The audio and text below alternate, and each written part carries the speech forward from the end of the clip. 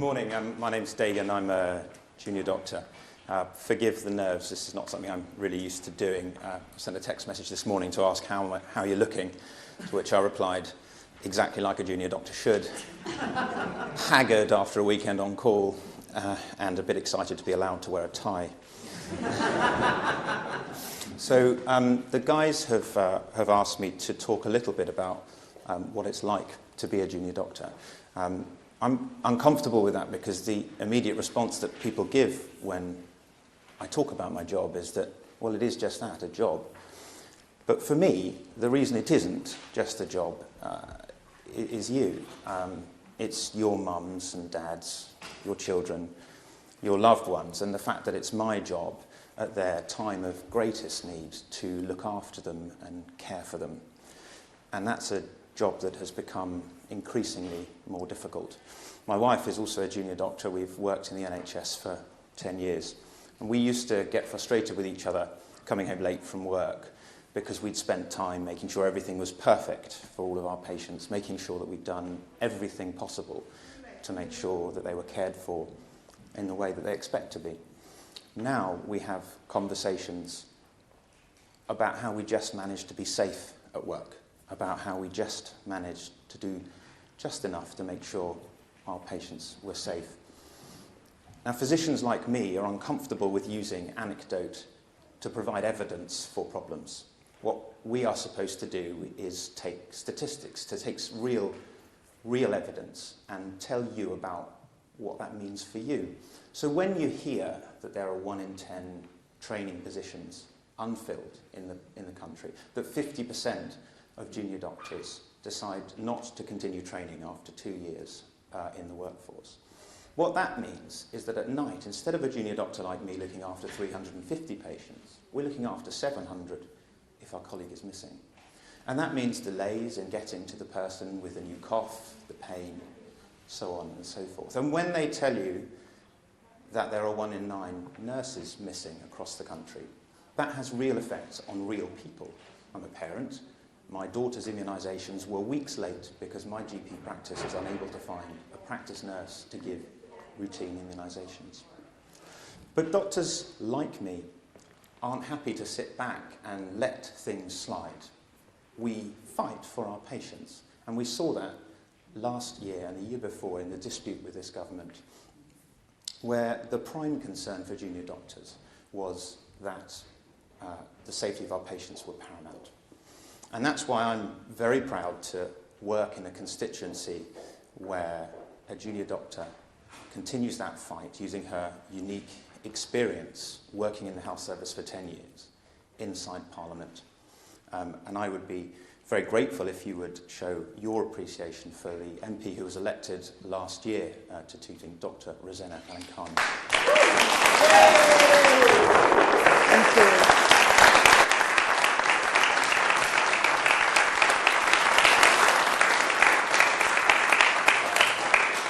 Thank you, Dagan.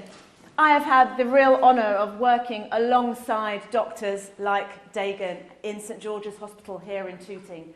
I have worked alongside other junior doctors, nurses, receptionists, porters, and before I continue speaking, I would like us all to put our hands together for our NHS staff who work so tirelessly.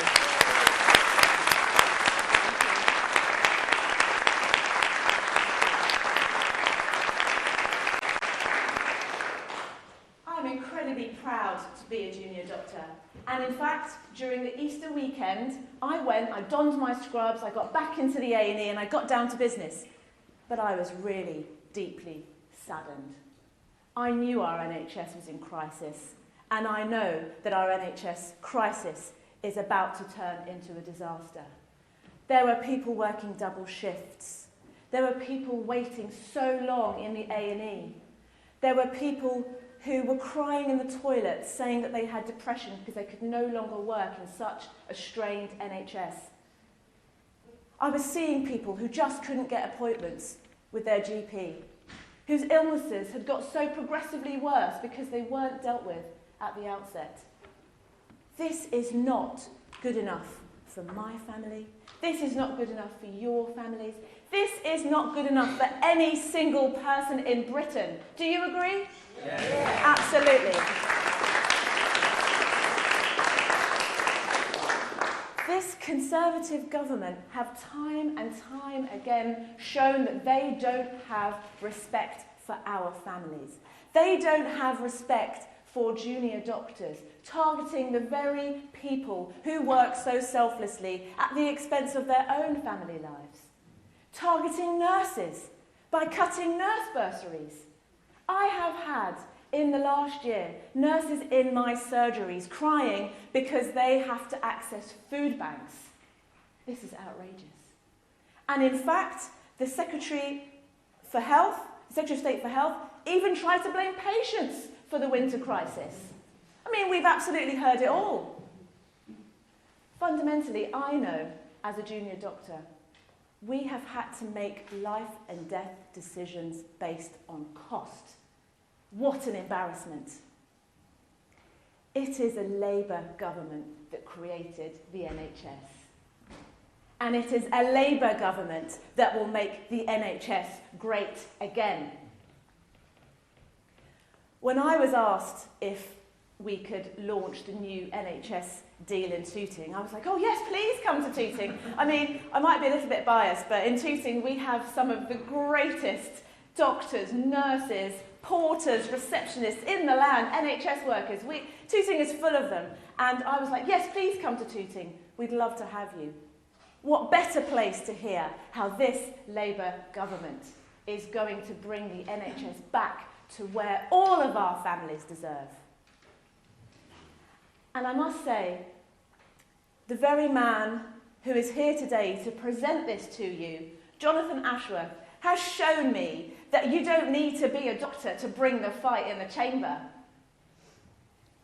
Just since last year, when he became the Shadow Secretary of State for Health, he has shown that he is one of the shining lights of the Labour Party, one of the most incredible brains who has what it takes to fly the flag for the NHS. And it is without further ado that I would like to introduce you to the next Secretary of State for Health, Jonathan Ashworth.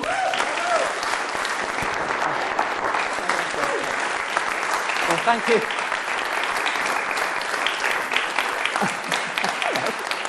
Well, thank you very much for that warm welcome, Rosanna. But can I start by thanking you, Dagan, for your presentation and for thanking you for all the work you do as a junior doctor, to thank all the junior doctors, and to make this commitment today that I, as a health secretary, will never pick unnecessary fights with junior doctors, will never abuse junior doctors. I will work with junior doctors to deliver the best standards of patient care this country has ever seen.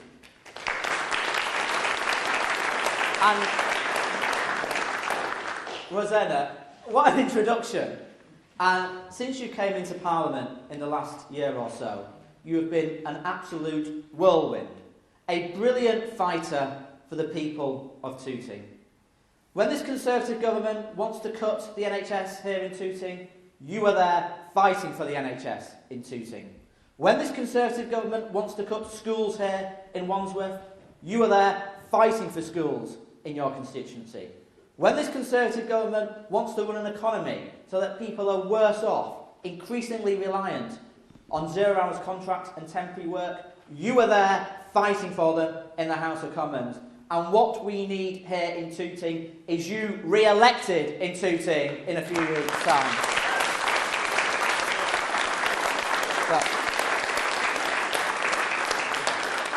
So I wanted to come along to talk to you this morning about our plans for the National Health Service and to outline our plans for a new deal for patients. But you'll have seen that the NHS has been in the media quite a bit this last weekend with this cyber security scandal. Well, hasn't the government's response been utterly chaotic? Yeah. We have a health secretary in hiding. No one's seen him. You're more likely to see Shergar than see the current health secretary. That was a racehorse that went missing for some of the younger members of the audience. We have a home secretary, utterly complacent, and a prime minister, utterly dismissive of the needs of the NHS. And I'm not surprised the Health Secretary is on the run, hiding away, trying to run away from his record as the Health Secretary. Because when you look at what has happened to the IT budgets in the NHS, the capital infrastructure budgets have been cut. The NAO, the independent experts at the NAO, published a report recently which showed $1 billion has been taken out of infrastructure budgets and had to be transferred to the day-to-day running of the NHS to help the NHS itself balance its books.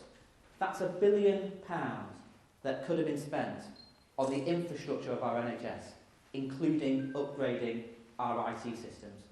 So I'm not surprised that the Health Secretary is running away from his record on the NHS.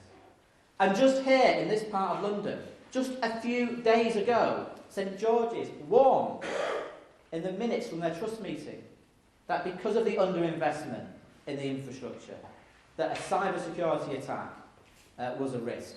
And indeed, in the last few days, this weekend, I understand that St George's has been on alert, taking patients from other parts of London because of this cybersecurity scandal we've seen unfolding. Today, across the country, we're getting reports that it's affecting GP surgeries. So let me say this. The government should now publish the Department of Health's risk register so we can all see whether the government were prepared for this cyber security attack, whether they understood the implications of their spending cuts. But I also want to say something else. Because you know the NHS has been going through the biggest financial squeeze in its history under these Tories. You know, head for head, next year the NHS will be cut. £1 billion was taken out last year from infrastructure budgets. Billions is planned to be taken out again from infrastructure budgets by 2020. Well, this isn't good enough.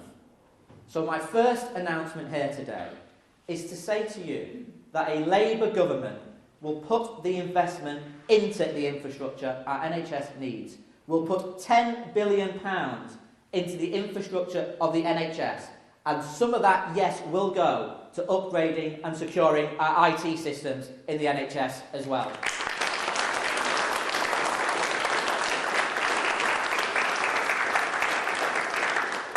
So it's a pleasure to be here with Rosanna, a junior doctor, and to talk to you. Because next year is the 70th birthday of the National Health Service. And it wasn't the creation of the National Health Service, one of the greatest creations of a Labour government. Created based on enduring, unshakable principles, free at the point of need, irrespective of wealth, there for everyone when you need it. And yet, on its 70th birthday next year, under these Conservatives, waiting lists climbing towards 4 million, and we've seen from leaked documents from NHS bosses, could rise as high as 5 million under the Tories. 2.5 million people last year waiting beyond 4 hours in A&E departments. 26,000 people waiting beyond 2 months for cancer treatment under the Tories. And next year, if the Conservatives are re-elected, in this country, head for head, the money going into the NHS will be cut again. So, on the eve of the NHS's 70th birthday, let's give the NHS a birthday present. I'm announcing today that a Labour government will put over £30 billion extra over the next 5 years into our National Health Service.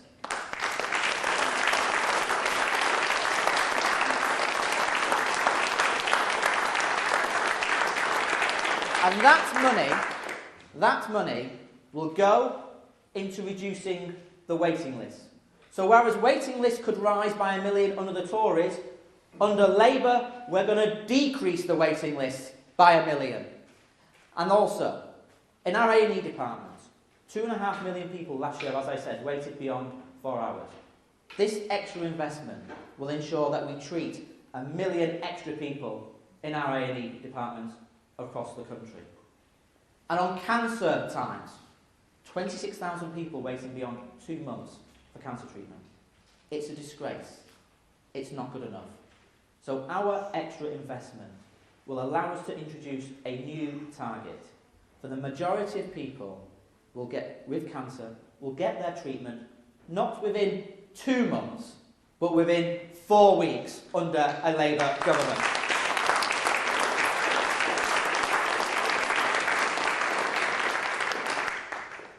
But I want to go further as well, because I think with this scale of funding, we can do a lot more in our National Health Service.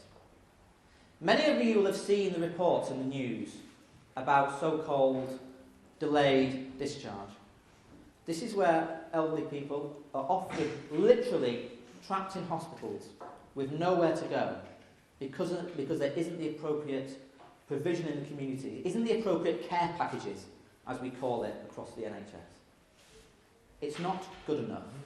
The way we're treating our elderly people is shameful. So with this extra investment, I'll be asking the NHS to work with us to introduce a new target for delayed discharge. Elderly people trapped in hospitals should be a thing of the past. If an elderly person is available for discharge, we'll ensure the community care is there, and we'll have a new target that we want 80% of people discharged from hospital within a week where there is a care package appropriate. That is the difference between Labour and the Tories on the NHS. And there was, you can clap if you want. And also, because we're putting this money in and we want to reform the NHS, I think we can go further on A&E as well. So again, we will work with the NHS to have a new target for our A&E department. The most serious people who present at A&E, with the most serious conditions, we will work with NHS clinicians and others to put in place a special target so people with the most serious of conditions and the most urgent of conditions can be treated within 1 hour in our hospitals. Again, that's the difference between Labour and the Tories on the NHS. But I have some further announcements. Because with this level of funding that we are putting into the NHS, I think we can do even more.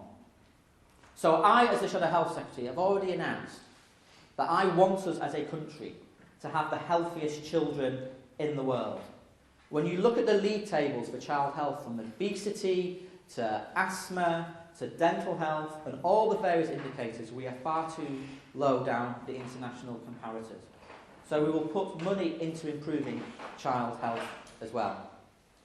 And I've got something else to tell you. You'll have seen reports, as Rosanna said, of nurses literally turning up at food banks on the way home from work. It is shameful. So a Labour government will get rid of the pay cap and will give our nurses, midwives and everyone who works in the NHS a fair pay rise as well.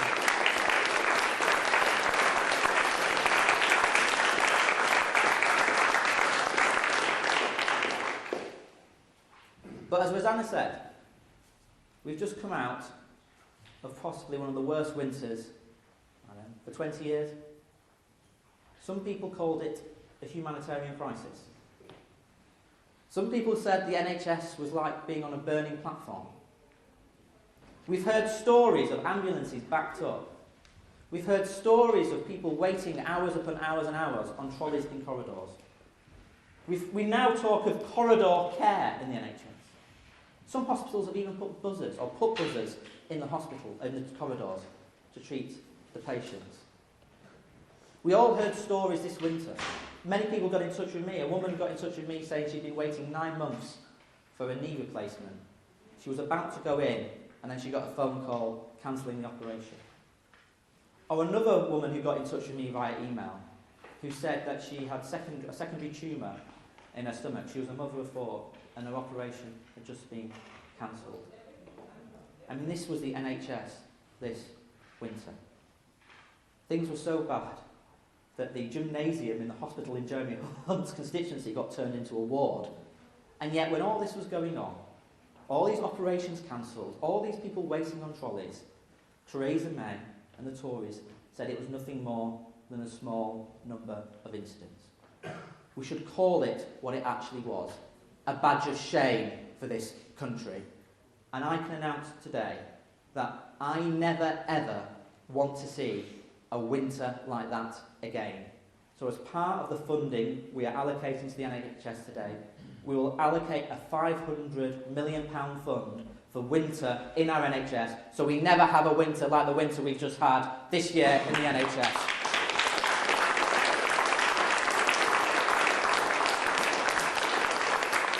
The reason I'm making these announcements is because we as a Labour government will always put patients first. And we as a Labour government, and I as the Health Secretary, will always take responsibility for the NHS. Never running scared, never vanishing, always out there, speaking out, making the case on behalf of our patients. And when you look at the history of our party, we are a party who has always taken responsibility for the NHS. In fact, one of my favourite poets, W.B. Yeats, always wrote, "In dreams begin responsibilities." And we as a party dreamt of an NHS free at the point of use, available to all, irrespective of means, and we took responsibility to bring it about. Throughout our history as a party, we have always stepped in to give the NHS what it needs, to rebuild it through times when it has been pushed back, because we take responsibility. I will take responsibility. And the choice in this election is now absolutely clear. It's either a fair pay rise for our NHS staff with Labour, or poverty pay with the Tories. It's investment in our NHS with Labour, or cuts to our NHS with the Tories. It's 1 million off the waiting list with Labour, or 1 million added to the waiting list with the Tories. This election is about the future of the NHS. Let's get out there, let's make the argument, and let's win it for the patients who deserve so much better. Thank you very much.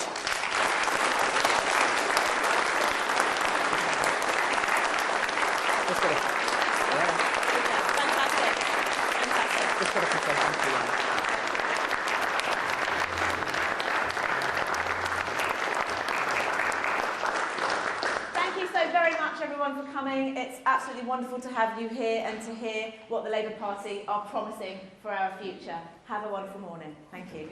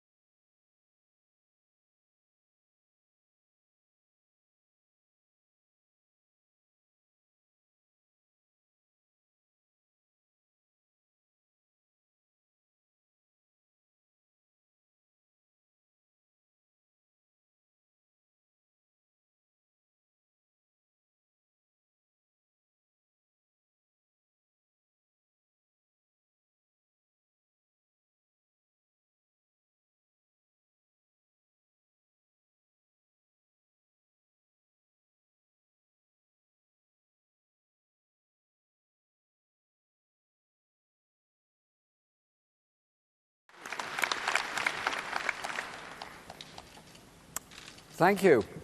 Thank you very much for inviting me to conference. I feel very honoured to have been invited and very, very pleased to be here today, because I want to thank you and everyone in the nursing profession and in our National Health Service for all the work that you do and the way that you often get criticised, but in fact people work in the National Health Service because they love their work, they love the profession, and they basically do it because they want us all to be healthy. So thank you all very much indeed for everything you do.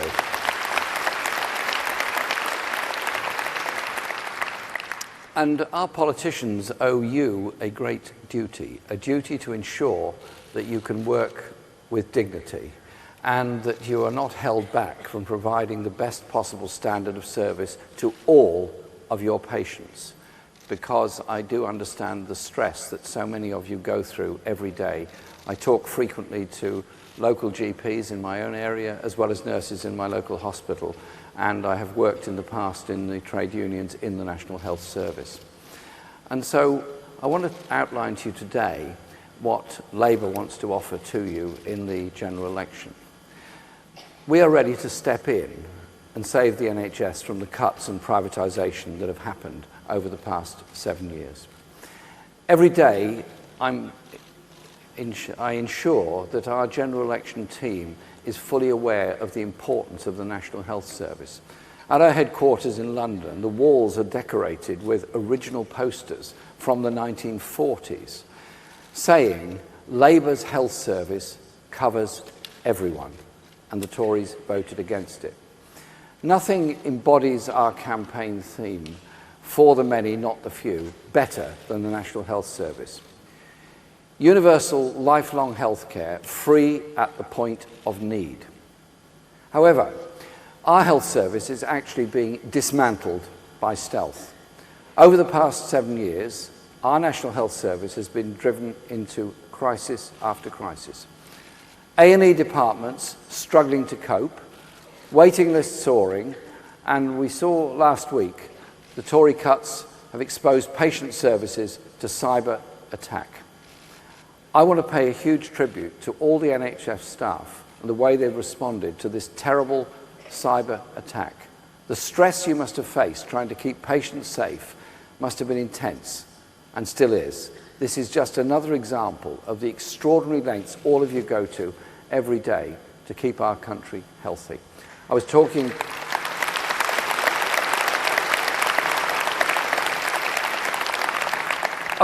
to junior doctors and nurses at the James Paget Hospital in Great Yarmouth on Saturday.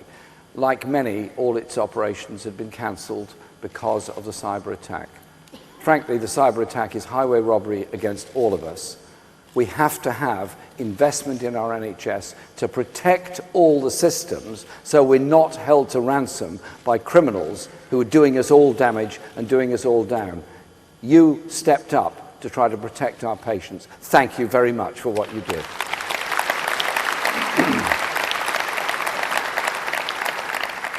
Our NHS is under threat from privatisation, which was brought in by the Health and Social Care Act.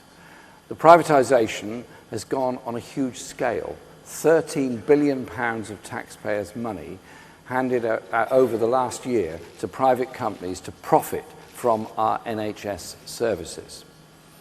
And Aaron Bevan once said of the National Health Service, "It will only last as long as there are folk with faith left to fight for it." I say to everyone, remember those words, those prescient words of Nye Bevan. And in all my life, I've been involved in campaigns to support and defend the National Health Service. And I know that every hospital has friends. Every GP surgery has friends. There are millions of people in this country who are utterly determined to defend the principle of a National Health Service, free at the point of use for everybody in our society. We're here in Nye's legacy.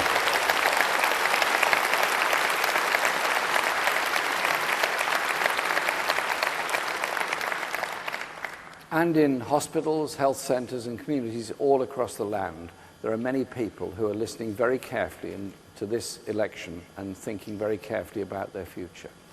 People for whom working in the NHS is a privilege and a pleasure. Like so many in public service everywhere, people work in it and believe in the principles of the NHS, a service like no other. Not a service which checks your bank balance before it checks your blood pressure. I'm always astonished when I talk to people from the United States. We talk to each other in a normal way about each other's health. That's the normal conversation. Many in the United States talk about the quality of the private health insurance they've got. They lack what we have, which is one of the most civilized things about our country. That is our National Health Service. We are utterly determined to defend it. I wanted to say something about the state of nursing. Because Britain is not being run for the many.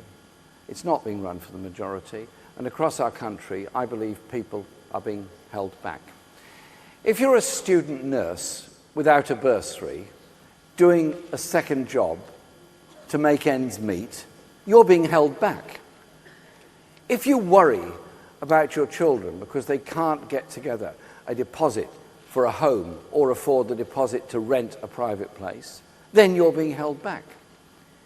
If you manage a ward in a hospital and you can't free up beds because of the cuts in social care, then you have a problem. The government is holding you back, stopping you from doing properly the job you were trained and proud to do. We are the 6th richest country in the world. It cannot be right that we have these problems. It cannot be right that trained nurses are leaving the profession for other jobs. It cannot be right that tax giveaways for the very rich and big business have been put in front of the needs of funding our National Health Service, social care, and proper treatment for all NHS staff. The RCN, your union, has found that nursing shortages have doubled in the past 4 years. We could have 40,000 fewer nurses than we need by 2026. Your pay has fallen 14% in real terms since 2010, and you don't work any fewer hours for it. That is the record that the government has left us. I wish there could be a public debate on this record with Theresa May, but she seems reluctant to have that public discussion.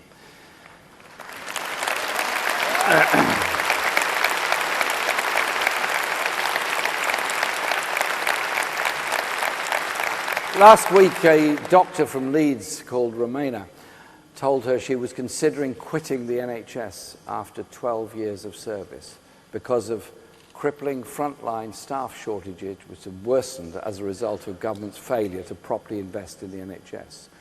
She asked why Jeremy Hunt had been reappointed since he'd demoralised the entire workforce. There is apparently no answer to that question. You have to ask Jeremy Hunt when he makes himself available to answer questions.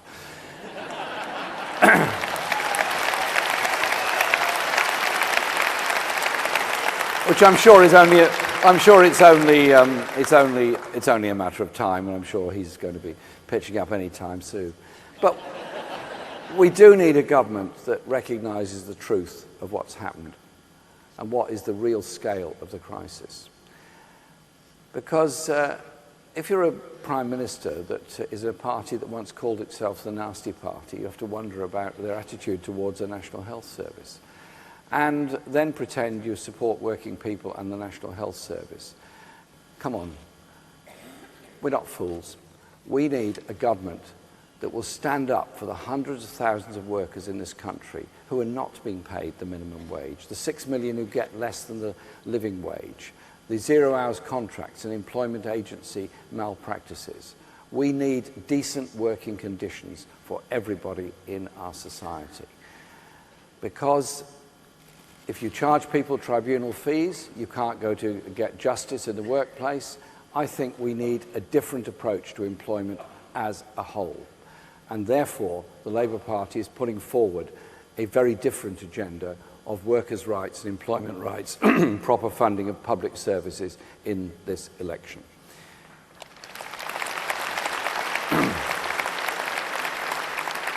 Can you imagine what the NHS would be like in 5 years' time if we carried on with this underfunding, carried on with this level of demoralisation in the workforce?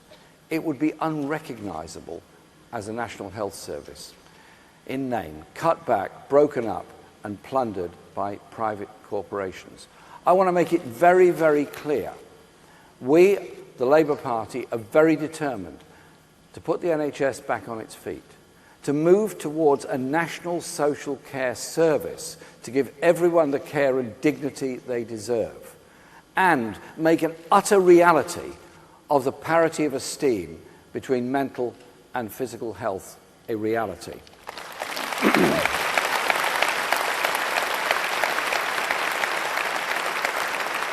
I feel very passionately about the NHS, but I also feel very passionately about mental health services and social care services.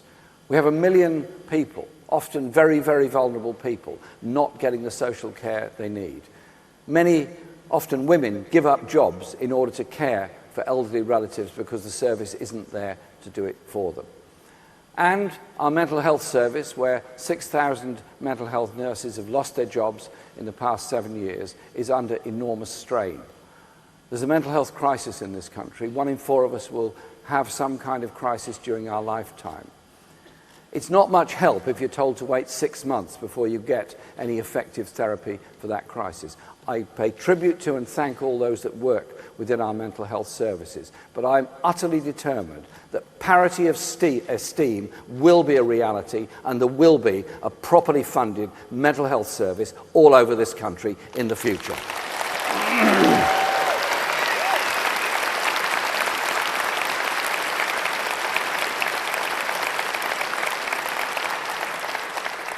And today we're making it very clear that we're pledging an extra £7.4 billion a year for the National Health Service throughout the next Parliament, including £2 billion annually to modernise buildings and IT systems.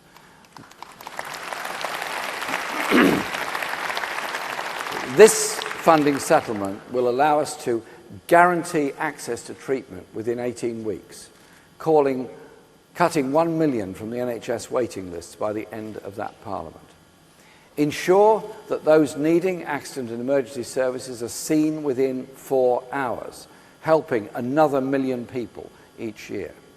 Delivering the cancer care strategy for England in full by 2020. That will help 2.5 million people who are living with cancer.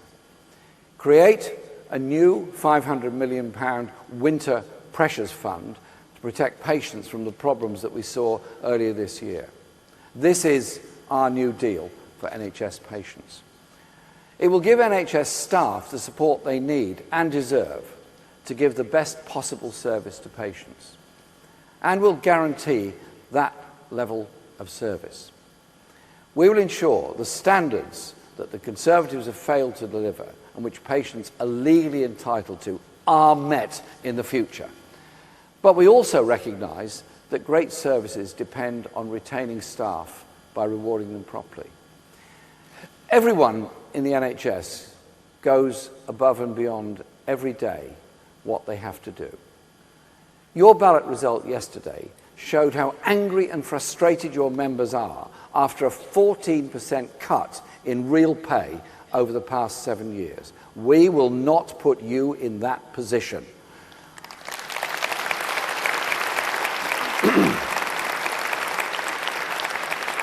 We will lift the public sector pay cap and hand back decisions on pay to an independent review body.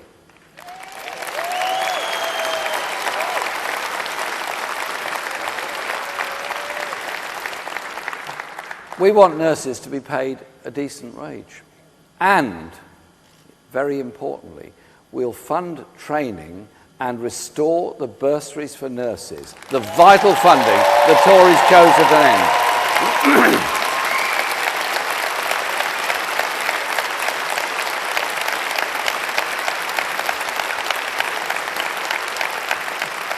Last week I was in Worcester talking to student nurses, those that had access to the student nurse bursary, And they were telling me they'd come into nursing after doing other jobs and other career paths, and they decided nursing was their calling and had come into it.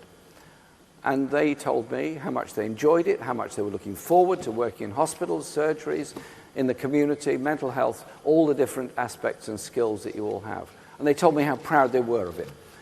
And I asked all of them, I said, if you didn't have a nurse bursary, would you be doing this? And they said, it would only be possible if you had a partner who earned enough to be able to fund you through the training to become a nurse. It is utterly short-sighted and counterproductive and totally unfair on the student nurses of tomorrow, on the nursing profession of tomorrow, and of the community of today. I'm utterly determined we'll bring back the nurse bursary so there isn't a nurse staff crisis in 5 years, 10 years, and 15 years' time. Let's invest for the future.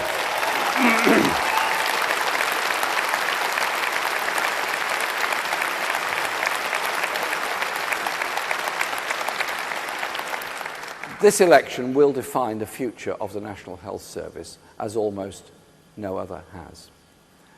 Labour founded the National Health Service. We believe passionately and very strongly in the National Health Service and want to restore it to good health. It's central to our ideas of transforming Britain, to create a fairer society for the many, not the few. Tomorrow, we'll set out our policies in full in our manifesto. You may think you've read it already, but the real one, the marked copy, will come out tomorrow morning, and you'll see it then.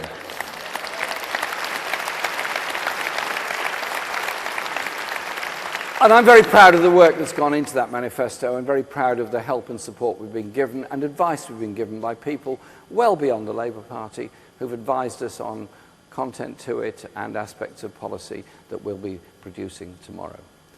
Because the scale of our ambition will be very clear. The manifesto will be inclusive of all aspects of our society. It will be fair to all aspects of our society, and it will be fully costed. Every last line of it will be fully costed.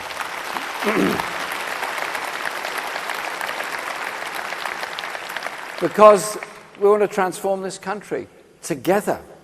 You do things better together, transform it together for a better society. Only a few weeks remain for that message to get across, to show you how we want to hand power back to the people of this country, so everyone in this country has a real stake in the future. A future, a Britain for the many, not the few. I want to conclude my speech by saying this. Those that work in the NHS represent all that's good in our country and our society. Our NHS represents that collective endeavour to ensure that we're all able to cope with illnesses and cope with stress. But there are also aspects of inequality within our society which the NHS has to cope with. Shorter life expectancy in the poorest parts of our country. Those that become addicted to many substances because of the misery of the lives they lead. Those that live in poor quality housing, likely to get ill. Those that go through enormous stress, likely to suffer mental health conditions. The NHS is great and it's wonderful, but we also need to reform other aspects of our society so that we all lead healthier, richer lives. I'm very honoured to be invited here today. I'm very grateful to all of you for the work you do in keeping us healthy. And I want to work with all of you in the future to improve the health, the happiness, the self-esteem and the opportunities for everybody in our society. Thank you very much for inviting me today.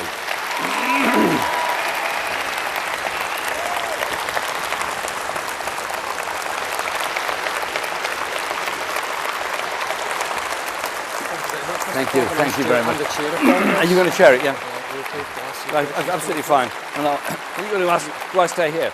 If you want to walk, that's fine. Just fine. Yeah, okay.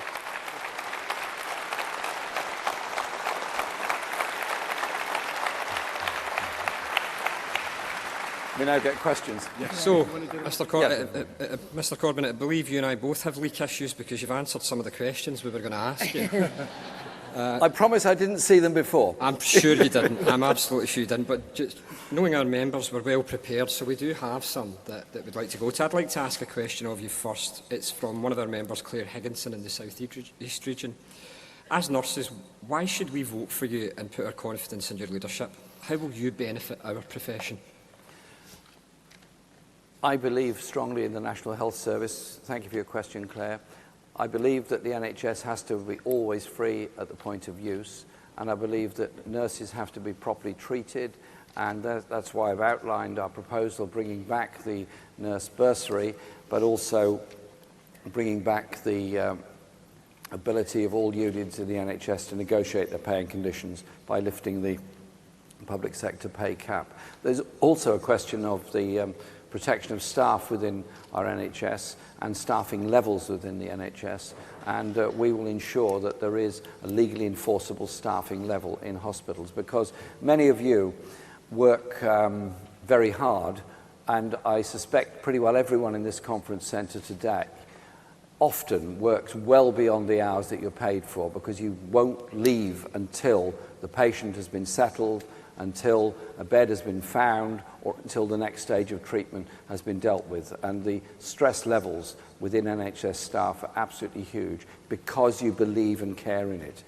It's up to us as politicians who want to see a good NHS to make sure you've got the funding and the resources to deliver the service, and I'm determined that we will do just that. Thank you. Mr Corbyn, I've got a couple. Will you take two questions? Of course, of course. No problem so Ed Freshwater and Coral Rees.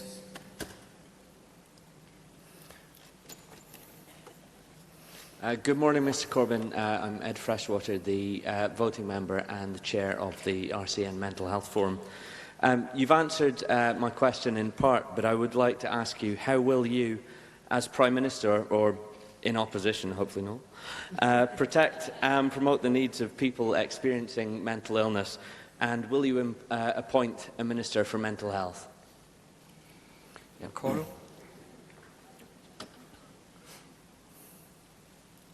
Coral Rees, voting member, Children and Young People's Acute Care Forum. How will your party generate the money the NHS needs to function and develop the services everyone in this room believes the public has a right to expect? Thanks for both those questions. Ed, first of all, on the issues of mental health, yes, there will be a mental health minister specifically dedicated towards that. Because if parity of esteem, which was one as an amendment to the Health and Social Care Bill, is to mean anything, then it has to be chased all the way through the system. And it's also a question of attitudes in society as well. And so I would want a Minister for Mental Health Services to also be looking at school mental health services, college mental health services, workplace mental health services. But it's also about our attitudes in society, because the stigma attached to those going through stress in society is horrible, and often it means career paths are damaged as a result of it. And I think we have to be serious about this as society. I've talked to a lot of young people who go through a lot of stress and are frightened to talk about it. They're frightened they're going to be labelled, and they're frightened that they won't be able to get any help. And too many end up taking their own lives because they're in a desperate and lonely place. And so we need to have a change of attitude as well as proper funding, and I want to see that we actually do achieve that. And that's why I appointed a shadow cabinet member to deal with mental health issues around the shadow cabinet table. I take it very, very seriously indeed. Thank you very much for your question.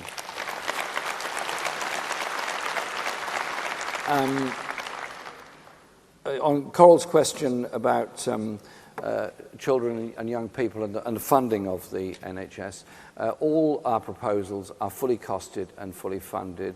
They all rely on either moving existing budgets or changing taxation levels for corporates and the very top end of our society. 95% of the people of this country will have no tax increase, no national insurance increase, and no VAT increase by us. We want to make sure that there is a redistribution of wealth. It can't be right that we live in a country where the richest 100 people have assets of 600 billion. Can't be right. I want to see a fairer distribution of our wealth. And so we will give all the statements and details on that tomorrow, but we're very, very clear. We want to be a very responsible government, responsible to the people of this country, responsible for running public services in an efficient, effective way that helps all the people that they're designed to help and support. And the NHS is the best example of that. Thank you.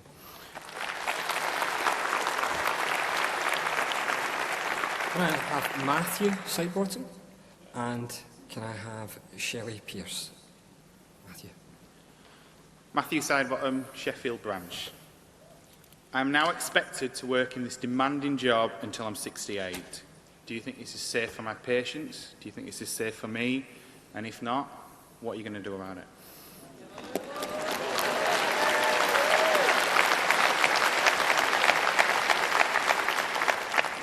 Shelley? Heidi? We're taking two at a time, I think. No, he's chair, not me, it's okay.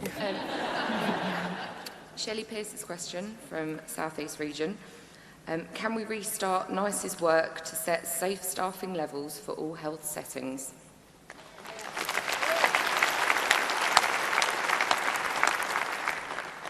Yes, on Matthew's question, I think 68, as they say, is too late.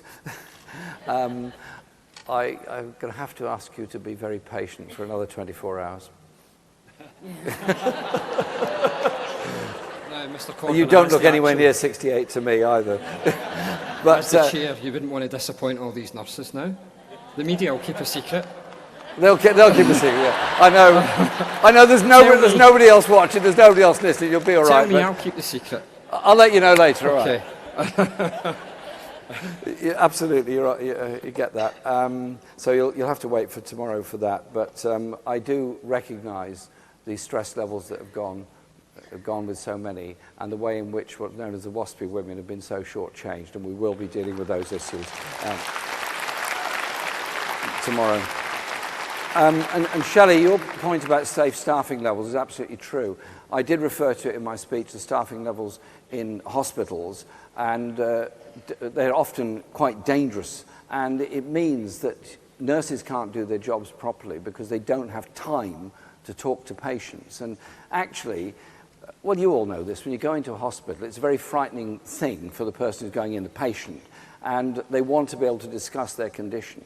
And what so many people that have been in hospital say to me is they're absolutely full of admiration for the nurses and all the staff in the hospital, recognise how hard working they are, but they just don't have time to talk to the patient and understand the holistic person that's there in front of them. And so safer staffing levels are important to cover all the obvious needs, but they're also important for the well-being of the patient. And so we want to legislate to ensure that the staffing levels are maintained in hospitals. But I also recognise the staffing issues that apply in the community, apply in mental health particularly, but also apply in GP surgeries. Because if you're understaffed in a mental health unit, and you don't have time to talk to the people you're there to look after, then things can become very, very difficult. And it actually puts the understaffed people that are on duty often at risk as a result of that. So I'm very clear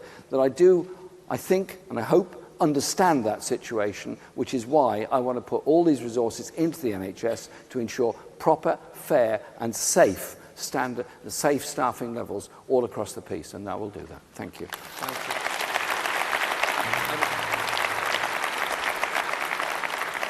I'm aware of time, but I have one last question for you, Mr. Corbyn. It'd be remiss of me if I didn't ask it on behalf of Congress. So this is on behalf of you all.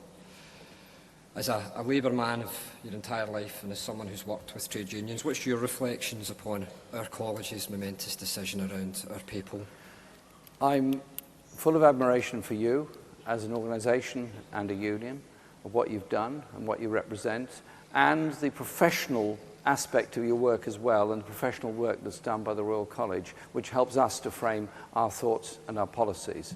I fully understand the momentous decision you've taken because you've been so badly treated for the past 7 years with frozen pay, overwork, understaffing levels, and the threat of the sustainability and transformation plans around our hospitals, which, by the way, John Ashworth has said, and I fully support him on this, he wants to suspend and look at again so that we can ensure there are proper A&E access all across the country.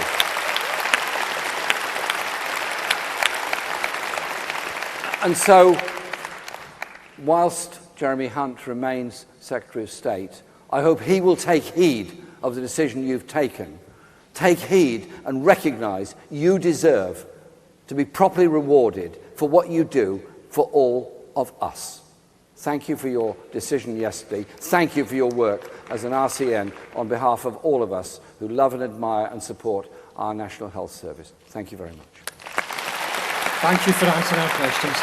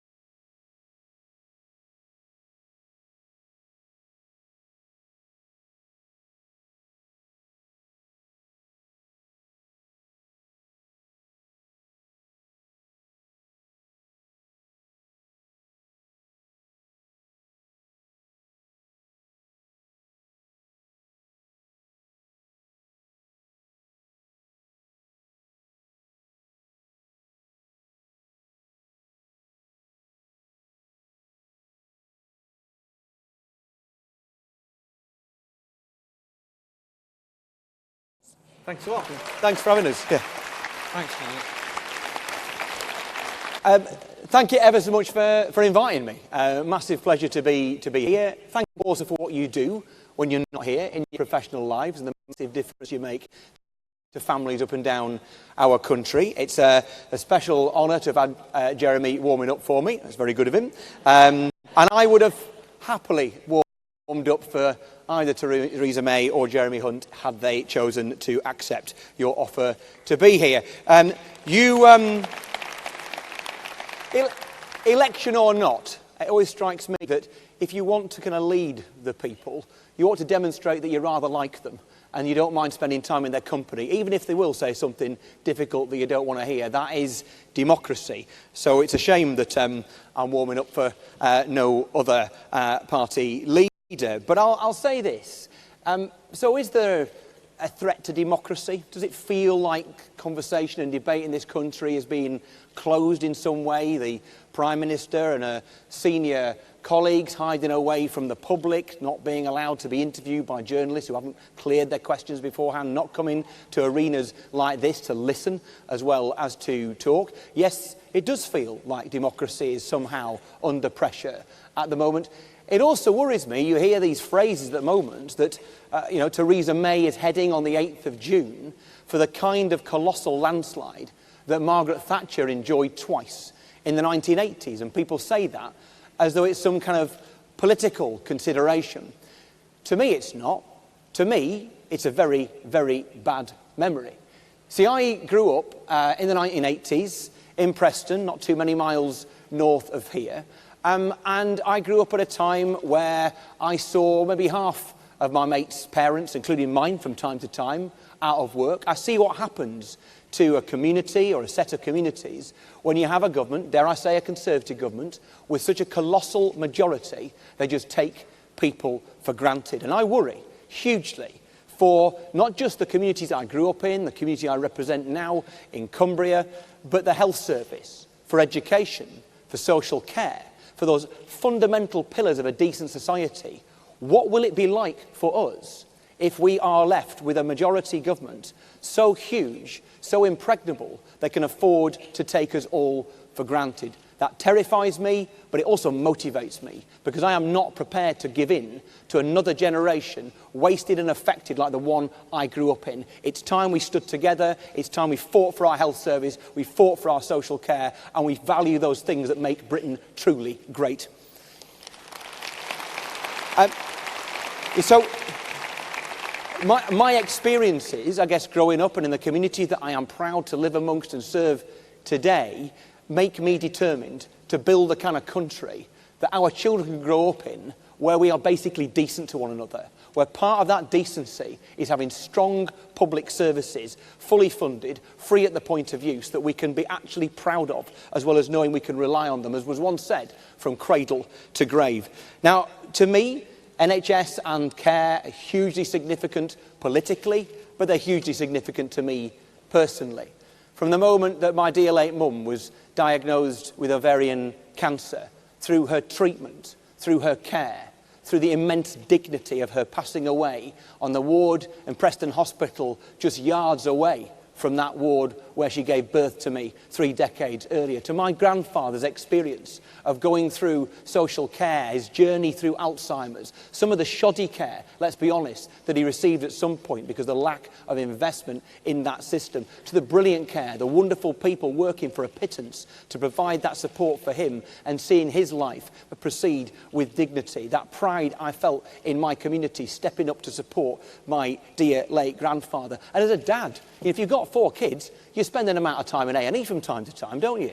I was at the out-of-hours service yesterday with one of my children, and it is a reminder of what you do every single day. The National Health Service and social care are spoken about as political issues. They are used as political footballs. Of course, health and care is riddled, and rightly, with politics, but in the end, it's about the personal. And that is what motivates me. That is why I am here. And I'll tell you, as a son, as a grandson, as a father, my experience of the health service, if you like, as a punter, is utterly exemplary. Utterly utterly without compare. And I don't say, as a punter, that I, generally speaking, have much of a clue, much of a sense of health and care being in crisis. But as a Member of Parliament who listens to people who work in health and care, whether it be the district nurse who came to see me on Friday telling me that her mileage rate has been reduced to 20p a mile and she's basically being penalised for working in a rural area. Whether it is talking to our local hospital, finding out there's not a single doctor on overnight. Whether it's talking to the young woman last week in my part of the world who has got anorexia and yet is not able to receive any access to services yet because she's not yet ill enough. Whether it is any of those experiences, I tell you that I am absolutely aware that health and social care faces a crisis like no other. The word crisis is bandied around politically far too often, and in reality, in health and social care, it is there. And that is why my motivation in building a platform for this general election is one that puts health and care right at the centre. Now, let me be honest. When I woke up that morning after Bank Holiday Monday a few weeks ago, I did not expect Theresa May to call an election that day. My reaction was slightly more positive than Brenda from Bristol's, but nevertheless, now I've been calling for an early general election since last July. And the bottom line is, if you call for an early general election, you should prepare for one. So we did. We had candidates in place, manifesto written, and a central part of it was our vision for creating a new deal with the people of this country, with every family in this country, for a health and social care service that would be restored in terms of its funding provision to the levels that we would want it to be. And I was absolutely clear that there is no way of providing additional money for health and social care if you're not honest and clear with the people of this country where you are getting it from. Now, 80% of people polled tell us they'd be prepared to pay more in taxation for health and care so long as it was ring-fenced for health and care. And I'm taking a big risk on assuming those 80% of people meant it. Because I take the view that there is no way of dealing with the serious problems we face in health and care without additional funding. Yes, there's always efficiencies that could be done. Yes, there are always changes in government legislation that may help, though often they hinder. Essentially, what we have found over the last several years is a real terms drop in health and care funding, which put us right down the European league table. Do we have the best system of health care in the world? Yes. Do we have the best staff and professionals in the world? For certain.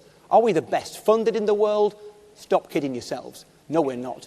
We are behind Portugal, Spain and Greece and other countries that are deemed to be much poorer than the United Kingdom when it comes to the proportion of our wealth that we spend on health and care, and it is time to put an end to that and invest in health and care properly. That is why we will boldly say to the British people, if you want the best health and social care in the world, then it will cost you, but you will get it. It will cost you 1 penny on income tax for an additional £6 billion a year, 30 billion over a parliament, added on to the Simon Stevens 8 billion, and the additional 10 billion we will put back into restoring nursing and midwifery bursaries. That is a £48 billion package over a coming parliament, far more than any other party is offering, and unlike any other offers from any other party, actually costed and believable. I take the view that the British people will vote for a package that they can believe in and they can trust. And politicians have a habit of putting your taxes up, but this one's going to do something different. He will tell you so first, without doing so afterwards and secretively. Look, I'll tell you what, this is not about...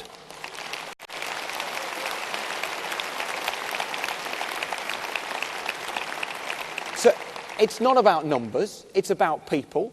It's about the people who work in our National Health Service and social care, but it's also about the people and the families who make use of health and care every single day. It's not about numbers, but here are a few numbers. 8% of nurses and midwives every year leaving the profession before, and often long before, retirement. 14,000 EU nurses set to leave the profession, leave the United Kingdom as a consequence of Brexit. A 23% reduction in the number of applications for nursing and midwifery since the abolition of bursaries was first announced. 24 100,000 nursing vacancies across this country, a 14% real terms drop in earnings for members of this Royal College. Those numbers are all about people and they are all connected. If you undervalue nurses and midwives and professionals of any kind whatsoever, don't be surprised if they leave the profession. Don't be surprised if they find themselves, as we discovered only a few weeks ago, members of the nursing profession accessing food banks, and you find a Prime Minister who thinks that's somehow not an issue. It feeds into a narrative of this Conservative government treating nurses like dirt, and I will not have it. It seems... So, the time to invest in health and care has come, and it has come in, and it was not a moment too soon.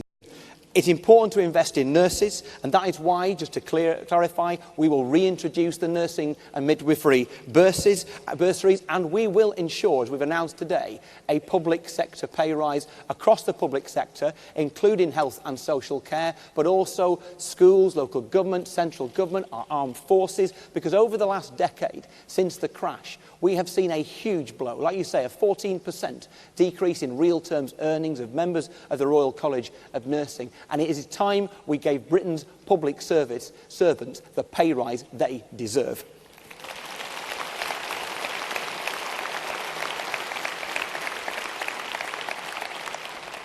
And look, I think what threatens the National Health Service probably more than anything else when it comes to funding and the direction of travel for our country is the government's choice of the most extreme version of Brexit. Now, I observe that that is a version of Brexit taking us out of the single market, which brings Theresa May and the Socialist Workers' Party onto the same side. Interesting observation. It is a huge economic decision to take Britain out of the single market. Let's just use the Conservatives' own figures. A £59 billion black hole in our public spending as a consequence of choosing to leave the single market. Now, maybe you think we should be in the single market, maybe you think we shouldn't. But it wasn't on the ballot paper last June. It is a political choice. It is not an enacting of the will of the people. It is at best an interpreting, dare I say, even a twisting of the will of the people. To choose to take us out of the single market is to make the single biggest choice ever to remove available funds for our public services and health and social care in particular. Now, I am not here, particularly given he went before me, to have a go at Jeremy Corbyn. I quite like the guy. During the Blair years, he was always in our lobby. He was never in Labour's. And I like the guy. But I'm bound to say that Jeremy Corbyn, the one then UKIP MP, and Theresa May all voted for that hardest version of Brexit. And that means any party that makes a kind of public sector spending offer, having voted to take a minimum of £59 billion out of our economy because of a choice of taking us out of the single market and the hardest, worst, most extreme version of Brexit, is not able to deliver the thing they offer. That is why it's vital. And if you believe that our direction as a country is not settled yet, that there can be a better ending than the one that Theresa May is currently offering us, I am offering you a lifeboat back into the single market, back into a situation where we as a country can afford the public services that we desperately need. Because I believe a brighter future is absolutely possible. And an extreme, divisive version of Brexit, I would say, is just one part of the problem. You see, there are many people, many progressive-minded people, I would say, probably the majority of people I grew up with in Preston voted to leave the EU, and I completely respect that. But I also take the view that there was a worldview that the most extreme version of Brexit has been fitted into. And it's a betrayal of those people. 95% of the people who voted to leave the European Union did not sign up to the Nigel Farage extreme Theresa May version of leaving the European Union. Because I think it is an absolute appalling assault on our decency as a country that other things have been added to that worldview. And that includes the turning our backs on refugees, something that shames me and shames our country. That includes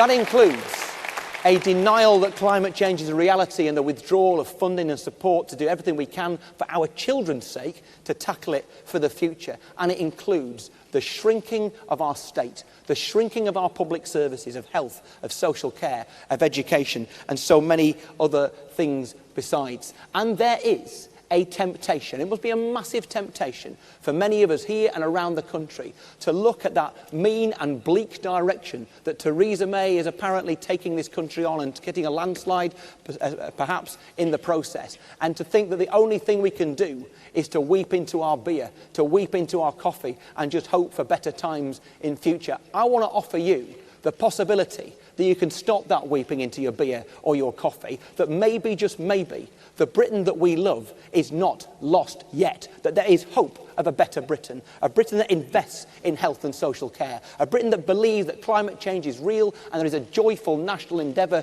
to get involved with, to tackle it and to defeat it for our children's sake, a Britain that stops turning its back on refugees or indeed on the rest of the world, but embraces it, is internationalist, outward looking, to be the leader that we have always been as a country. And the thing that we are most proud of, the thing that brought tears to all of our eyes when we watched the 2012 Olympic ceremony those years ago, was the fundamental, central part of our British culture and national health and social care service that we are utterly proud of. Do not give up on that future. I will not give up on that future. There is hope. There is a better way forward. Please vote for it.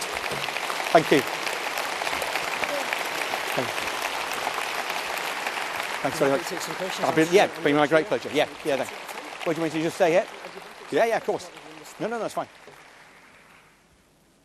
Okay, colleagues, I'm sure we have some questions for Mr Farron lined up. He's going to take them from the podium. We'll take them two at a time. I'm going to ask you your first question, Grand. Mr Farron, and it's on behalf of Congress.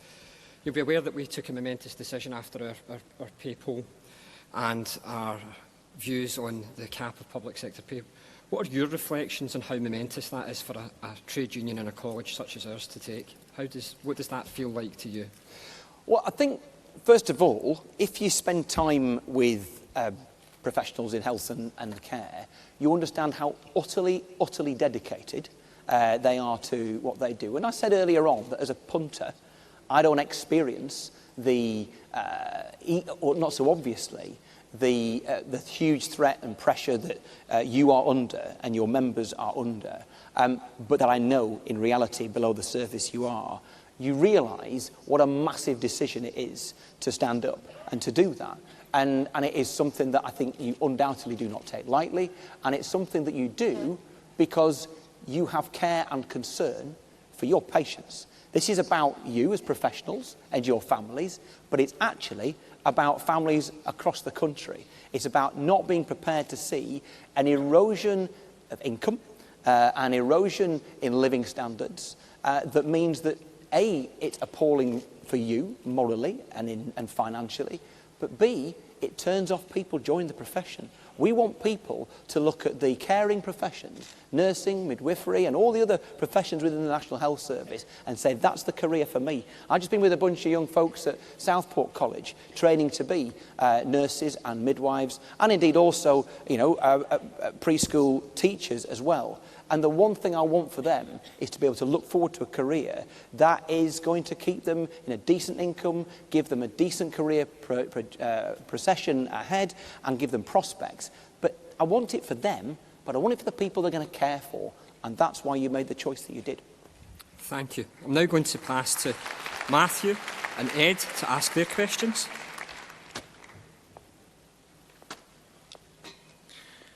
Matthew Sidebottom, Sheffield branch. Matthew. So I'm expected to work in a demanding job until I'm 68. Do you think this is safe for my patients? Do you think this is safe for me? If not, what are you going to do about it?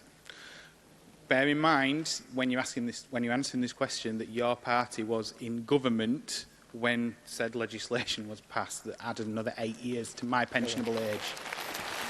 Yeah. I mean, Mr Farron, are you taking Ed, or do you want to take them one at a time? Well, it depends how many there are, really. I can give us another one, and I'll do a couple at once. All right, okay. Okay. Ed? Good afternoon, Mr Farron. Ed Freshwater, the voting member for the Mental Health Forum. Our question in two parts is, how will you, as Prime Minister, or in opposition, protect and promote the needs of people experiencing mental illness? And will you appoint a Minister for Mental Health? Okay, great. Well, so first things first. I think the issue about pensions, I think we're dealing, especially at the moment, with the women who are 50s, 60s, who were told of the change in their circumstances, not once but twice, and both times too late. I think we recognise, as we live longer lives, generally speaking, that the pension age was always going to rise, and important that it was made equal. The issue is two things. Are we given enough notice? And are we going to get a decent pension when we do retire? And secondly, the professions that it is possible to work to 68 in, well, it'll be different to different professions. You look at policing and some of those other professions where that is not required, people are not required to work to that level. And the reason why is in no small part down to the work we did in government to persuade the Tories to lower that and to increase the number of people who are in those categories. But you make a very good point for the profession you're involved in to be forced to work to that level may end up being detrimental to you, may end up being detrimental to patients. And in doing that, in making choices as to which professions are deemed to be retirable sooner, that's going to be the fundamental issue. We've got to be thinking about your well-being, but the well-being of carers. And I'm not convinced that has always been the case. Your point about the issue about mental health investment and mental health appointments of a minister, for certain we'll appoint a mental health minister. I mentioned briefly earlier on in my remarks a young woman I spoke to Thursday, I think it was, in my area. She's no longer an adolescent, she's an adult now. But she is somebody, as I say, with anorexia, was told she cannot get treatment because she's not sufficiently ill. And there are many things. I've dealt with 92,000 bits of casework since I became an MP 12 years ago, which I believe is a record, but I'm not convinced. But in any event, lots of them stay with me. Lots of them affect me personally. But there's nothing that affects me personally more than mental health issues, specifically those affecting young people and their families when there is no treatment available or they're having to wait for weeks and weeks and weeks for a referral. And what we did, and Norman Lamb, my colleague, did this to great effect when we were in government, was to make sure that you finally get waiting times and we start to achieve progress.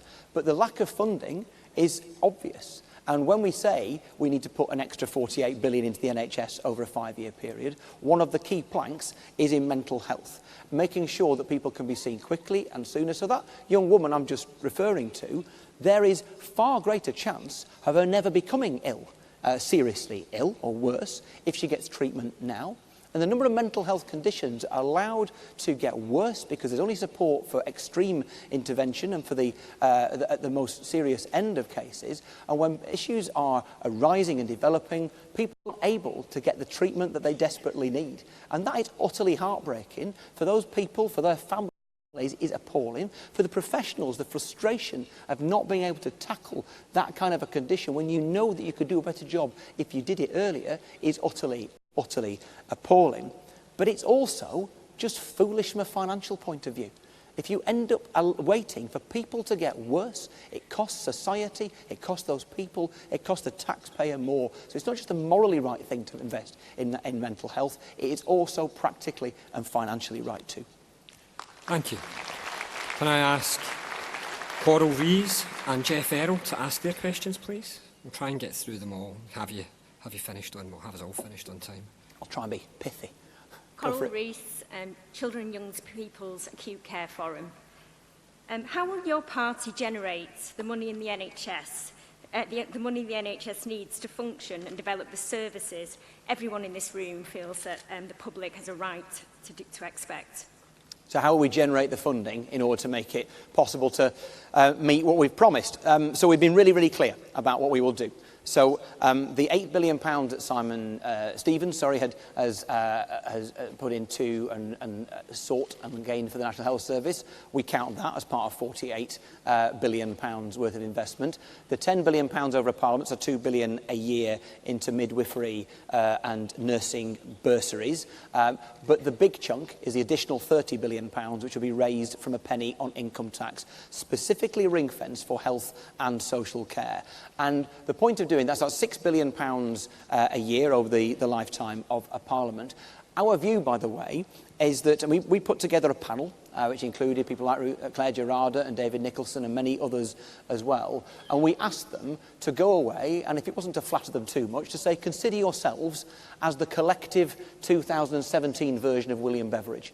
Go and write the best possible plan for health and social care for the rest of this century. Do for the 21st century what William Beveridge and Nye Bevan and others did for the latter half of the 20th. And there's no way of doing that without a financial tag attached. So we've talked about our short-term, this Parliament approach, where the money will come from. But as that panel concludes its work in the coming months, because that's one of the things that Theresa May managed to short-circuit for us, but as that panel concludes its work in the coming months, we'll be looking at bigger options going forward, like potentially a much larger ring-fenced health and social care tax. It will mean money coming off other forms of taxation, so it's not a huge burden, but to make sure that people are offered a deal, a contract, because there's a sense that when the National Health Service and the welfare state began in the late 1940s, it began with the British people being offered a deal. This is the decent society you will grow up and live in, you will be cared for with dignity from cradle to grave, and here's the price. And that I am proud. I am proud of the Liberal, William Beveridge's involvement in that, in writing that blueprint that made Britain a better place after the Second World War. I'm immensely proud of it. But the reality is time has moved on, and a new deal is needed now. So that's how we'll pay for it in the next 5 years. But our vision is to say to the British people, Beveridge's vision was marvellous. We need to replicate it and renew it and offer this country for the 21st century what Beveridge did for the latter half of the 20th. Thank you. Jeff? Jeff Earl, Lothian branch. Hi, Tim. Hi, right at the beginning, you said you're happy with awkward questions, so here we go. Go for it. The last time that your party addressed Congress, you promised much. For example, no rise in tuition fees. However, when part of the coalition government, you went back on your promises and you introduced a disastrous reform of NHS England, which was in neither manifesto. Why should we believe anything you say to us now? Fine question. So, you use you as plural and not singular, I noticed. Because, as you know, I voted against the rise in tuition fees. You also know that I voted for, I didn't vote in the end for the Health and Social Care Act, and I voted for quite a significant number of the key amendments that would have transformed it. And let's just mention, I suppose, fees first and foremost. People often think that's the thing that did for the Liberal Democrats, and it may or may not be true, who knows. But I'll tell you what, I never thought that issue was about fees. It was about trust. And the problem is that if you are living in a society, and we are, where people assume politicians are scumbags who don't tell the truth, don't confirm the suspicion. Don't confirm the suspicion. And so my view is this. I mean, I could make, and we haven't got the time, but I could make a reasonably lengthy justification for the system that fees entail. The change system, you don't pay any more under it now unless you are earning more than 70 grand a year. But the point is, in politics and in life, it takes you more than 5 seconds to excuse yourself, explain yourself, you've lost. And the bottom line is that you must not just do the right thing in politics, you must be seen to do the right thing. You must make promises, and when you make them, you should flaming well keep them. And I take the view that that matters specifically when it comes to things I've just spoken to you about. I do not think that the British people would believe any party that promises a mass multi-billion-pound injection of resources into the health service if they didn't tell them where it was going to come from. And in particular, if they didn't tell them the truth is that it will cost you. It will cost every family in this country a penny on income tax that will go towards our health and social care system.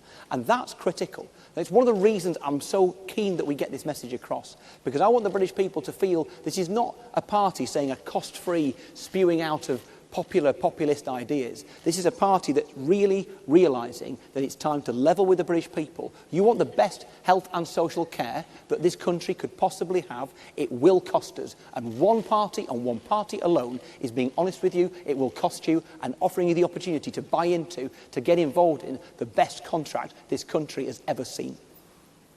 So in summary, Mr Farron, just so that I can bring it back, good robust in summary, what you're saying is if the Liberals end up in another coalition, you will not go back on any of your principles within your manifesto. So the easy thing to say, so I think, first of all, if you're in coalition, sometimes you compromise. I think the tuition fee issue was significant because it was a specific pledge, and you should keep those. Now, the reality is, we've been very, very clear at the beginning of this election period, we'll go into coalition with nobody. I think this election is so utterly significant that people need to know when they vote Liberal Democrat, they are voting for the one party that gives the British people the chance to have the final say on the referendum deal, on the Brexit deal. And that means allowing you the choice to reject a deal if you think it is bad news for health and social care.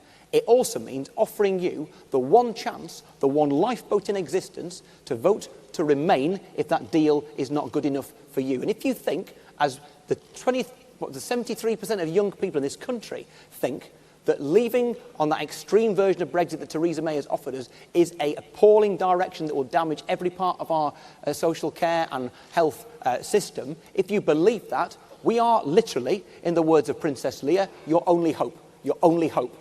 Give us your vote this time round and make sure we give you the opportunity to change Britain's future. Colleagues, I know we had more questions lined up and I would have liked to continue the discussion. We're now at the time, 12:30. I believe you've somewhere else to be, or can you take another couple of questions? Yeah, I can do 2 more questions. Yeah, go for it. There we are. Thank you very much. Okay, so can I ask Heather Henry to ask her question, please? And you have said about tuition fees, and I've pressed you on some of that, so I'm going to ask Shelley Pearce to ask her question after. Okay. Hiya. Hi, Heather Henry. Heather. I'm a member of the Public Health Nursing Forum and Central Manchester branch. You're on record saying that you're in favour of legalisation of cannabis. Can you tell us what evidence this is based on? Yeah. So, first of all, our party commissioned an independent panel 2 years ago, which reported about 18 months ago, which included a whole range of medical professionals, but also included one serving and one recent UK Chief Constable, to look at how regulation works in other parts of the world and to make an evidence-based conclusion as to what would be the best thing for the country. Now, I'm somebody who doesn't approach this from a libertarian point of view. I am utterly aware of the consequences, the health consequences of drug use, including, and probably the greatest, most damaging form of drug use, and that is alcohol abuse. And being aware of that, the question is, how do you, on the basis of evidence, put forward a kind of rational set of proposals that could make things somewhat better? And the evidence from around the world led us to conclude that the regulation of cannabis was a wise thing to do, because you do 2 or 3 things. First of all, you take the ability to make vast amounts of money out of that trade, out of the hands of the criminal gangs. It's about taking back control from the criminal gangs. You also create a wall between the purchasing of cannabis and the purchasing of far more dangerous strands of cannabis, because you can regulate what would and wouldn't be in the regulated sector, and indeed harder drugs completely. And the evidence suggests that regulating cannabis as we propose does not increase usage of it, does protect people from the more dangerous strains of it, and reduces cannabis as a gateway drug, in the sense that you are buying it from a different place to where you would buy the other substances. This is a considered, thoughtful approach. It's about tackling criminality and trying to minimise the health risks associated. Last question, thank you. This question is from Shelley Pearce from South East Region. Can we restart NICE's work to set safe staffing levels for all health settings? Yeah, I think that's critical. I mean, one thing I'm bound to say, proof that you can do things from opposition. In the Welsh Assembly government, Kirsty Williams, who is now the Education Secretary, but when she was the leader of the Liberal Democrats in opposition, one of the things that she managed to ensure was that very thing. I think Wales is the only place in Europe where you have a law on safe staffing, and I'm proud of that.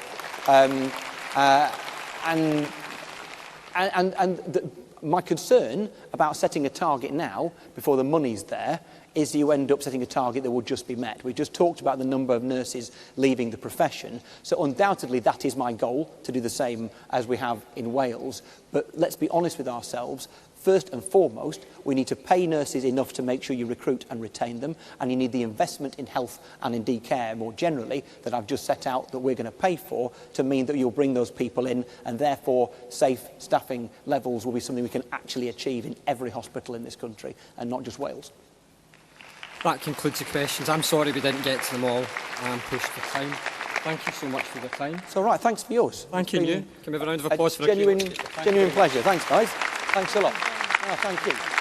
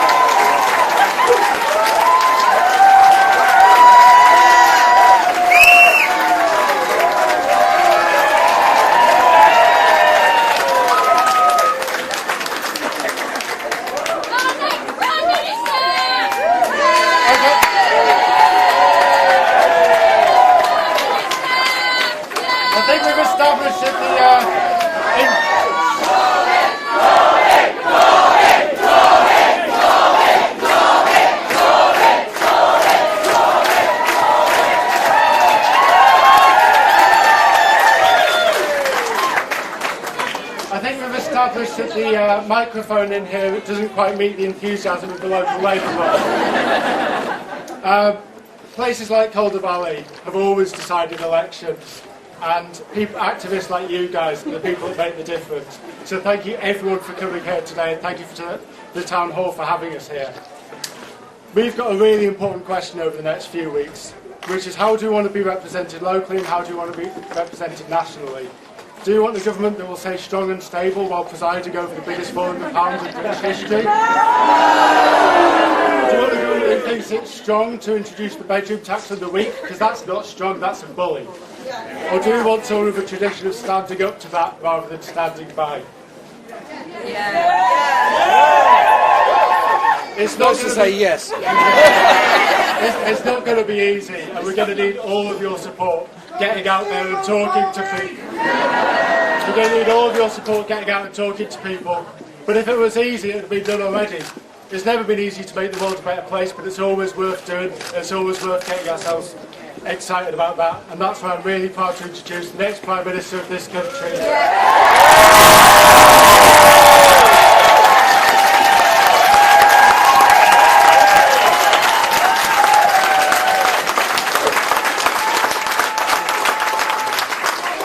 Good afternoon, Hebden Bridge. And thank you for coming. Josh, thank you for what you just said. Thank you for what you do. And thank you for what you will do when you're the MP for Calder Valley. Because you've got a candidate who is serious on campaigning against poverty, serious about representing the area, serious about standing up for the schools, not doing stunts and then not delivering on them. I think you know what I'm referring to. I don't want to bring personalities into any of this. And very serious. Did somebody say something? And very serious about the needs of the community, and also being serious about flood defences and river management. So you've been posted serious. We cannot go through winter after winter where we just go into a crisis, everybody wrings their hands and then hopes it's not too wet in the summer. That's not good enough. People should not go through the trauma and the stress of having their homes flooded year in, year out. It's up to us to invest properly to make sure there are proper river management procedures and flood defences. And so what you need is an MP who's going to do those things, and Josh is your man.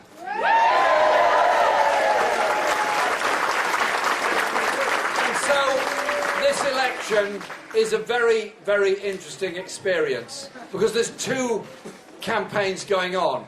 There's one where you read negativity, you read attacks, you read personal abuse in many of our national papers.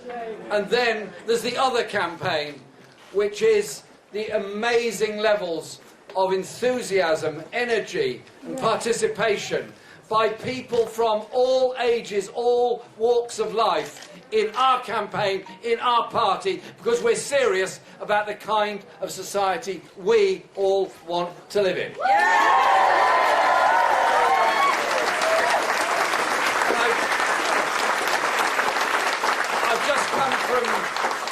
I've just come from Liverpool, where I was invited. Yes, fine. We'll kick off the football question. I've just come from Liverpool, where I was very honoured to be invited to speak to the RCN conference. And I opened my speech by just saying thank you to all those in our health service who work so hard, way beyond the hours for which they're paid, with a 14% cut in their pay over the past 7 years, but deliver the best service they can for all of us.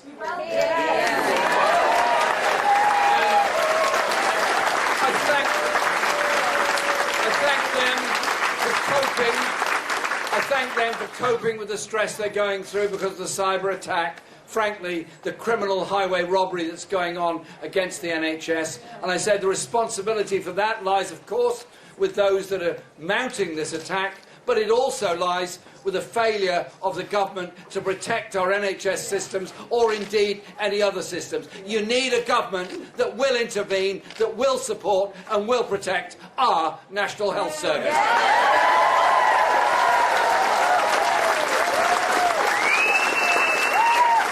John Ashworth and I have been discussing this, and there's a few very quick things I want to say to you. Firstly, because I believe very passionately in this, when we say we want parity of esteem between physical and mental health, I absolutely mean it. Because I want to end the stigma surrounding mental health, but invest in the mental health services so that people don't suffer in silence and suffer alone, and some sadly take their own lives because they feel a sense of hopelessness and being left behind. We, as a community, will invest in our mental health services.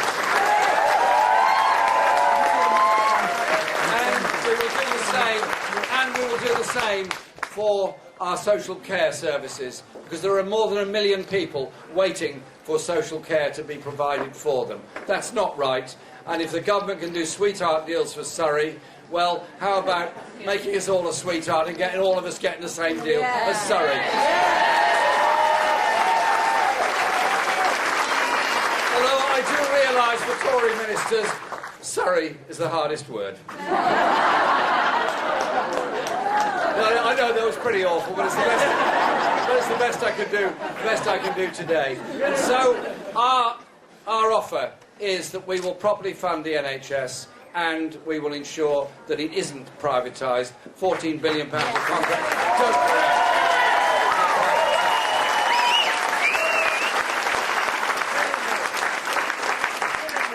Some people... Will you do all these things that you say you're going to do? Yes. Right. Thank you very much. Yes. And tomorrow our manifesto will be launched. Now, none of you have seen any of it so far. I fully appreciate that. But all the spelling mistakes will be removed. The grammar will be perfect and correct. And I think you're going to like the contents of it. Yeah. And when... yes, I think I agree. Yeah, what do you say? Save the planet. I hear you. Okay, I absolutely hear you. There's a story going around in some of the papers that the Tory party have now become the friend of the working class and the workers. I simply ask this question. Would you call a government that allows 6 million people to earn less than the living wage a friend of those in work? No. Would you call a government that allows 1 million people to be working on 0 hours contracts, not knowing what their pay is going to be from one week to the other? Would you call a government that charges fees and costs for those that take their case for justice to an employment tribunal on the side of those that are at work? Obviously not. I didn't quite understand the point, but I'm sure I agree with you. We have put forward a comprehensive charter which is rights of work at day one, is the right to trade union representation, is the right to maternity and paternity leave, is the right to equality representation and health and safety representation at work. A whole comprehensive series of proposals there. This election is at one level about the services we want to deliver. I've talked about health. I talk about education. I think all schools should be properly funded and not have to have collections amongst the parents to pay the teachers. That seems to me something that's fundamentally wrong. Because I want a decent chance for every child in every school, whatever the postcode.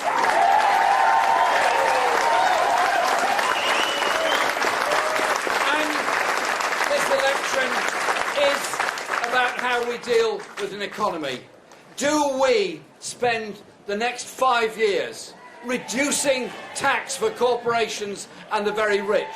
Or do we spend the next 5 years investing all across the country in good infrastructure, in sustainable industries, in the good services that we need, in our young people and the skills that they need? We all know what the choice is, but it's also about the values you have, the kind of society that you want to live in. Do we want to live in a society where everything is so ultra-competitive, we end up with thousands sleeping on the streets every night, where we end up with so many people living in poverty, and we end up with so many people insecure in work, in homes, in health and in education? Or do we say the whole traditions of the Labour movement are about us doing things collectively, us looking after each other collectively? And our National Health Service,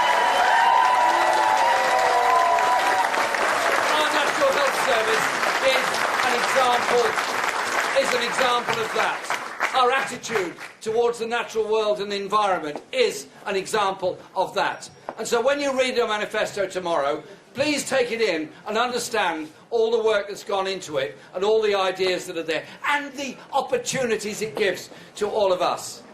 But we have 3 weeks. 3 weeks to get that message out. 3 weeks to ensure that everybody who is eligible is on the electoral register. 3 weeks to get the message out there of how different our society and our country could be. 3 weeks here in Calder Valley to get out and get all the support you possibly can to get Josh elected, to get somebody elected who will truly represent this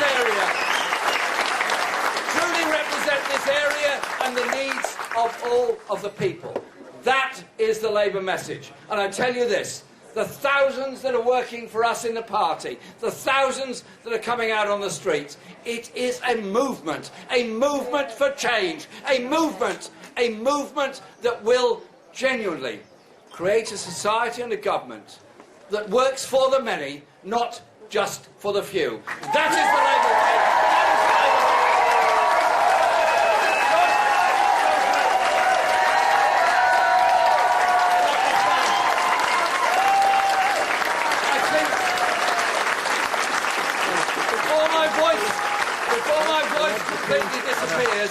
Can I thank all of you for coming here today, the support you're giving, and I'm sure the great friendships and comradeship you're building up during that campaign, because it's that strength that brings about the real changes in society. I'll now go and make the same speech outside. Thank you very much.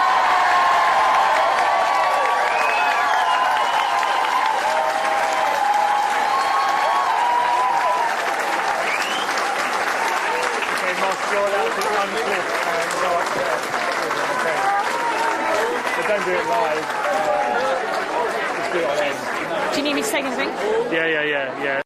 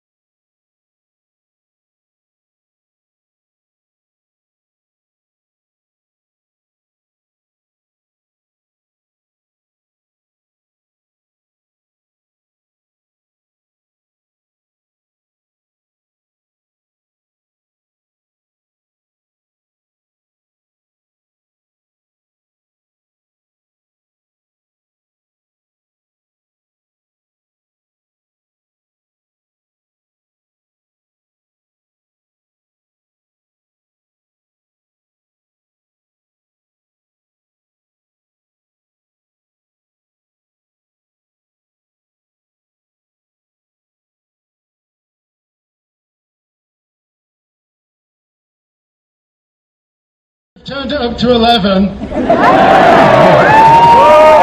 But the enthusiasm of the Labour movement is somewhat greater than any technology can match, it appears. Look, Calder Valley is one of the seats that's going to decide this next general election. And what we do in the next 3 weeks is going to have a huge impact in the kind of country we live in. The kind of country where if you look after people, it's valued, or the kind of country that Theresa May wants to see. And I think I know what country we all want to see. Do you want to see a leader who'll tell us that she's running a strong and stable economy while we see the biggest fall in the pound in our history? Or do you want to see a leader who will stand up for our health service, for our public services, and for people who need it most? I think we all know the answer to that question. We all want the leader that will stand up for the people who need him the most, that will stand up for the future of this country, for our environment, for our public services, for our NHS. That leader is the man I'm now introducing, the next Prime Minister of the United Kingdom, Jeremy Corbyn.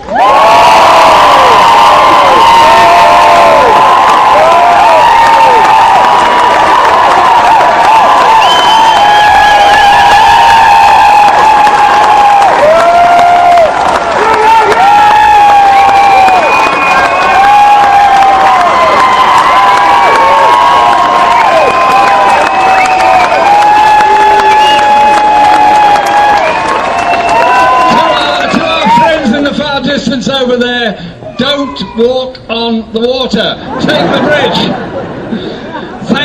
Thank you very much everyone for being here today. What a fantastic turnout, what a fantastic crowd. I know why you're here, because you're fed up with the way this government treats people, and fed up with the inequality, injustice and poverty within our society. I'm here to support Josh as your candidate, and I want you to make sure he is your next MP for Calder Valley. Are you agreed on that?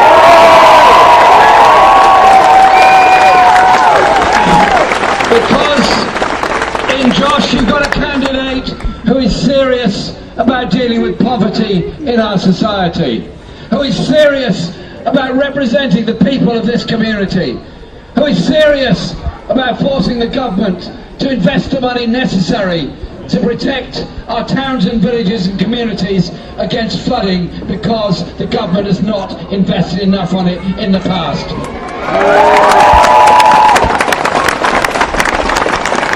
And so you have an MP who doesn't play stunts with schools, instead stands up to support our local teachers and our local schools, and you'll have a Labour government that doesn't force schools to go through the indignity of deciding which teacher, which teaching assistant, which subject, which special needs coordinator to get rid of because of the cuts in the budget. Instead, you'll have a government that doesn't ask schools to collect the salaries from the parents. Instead, we'll use the collective endeavour of our taxation to ensure that all children, wherever they are, whatever their postcode, get the same decent chance in life.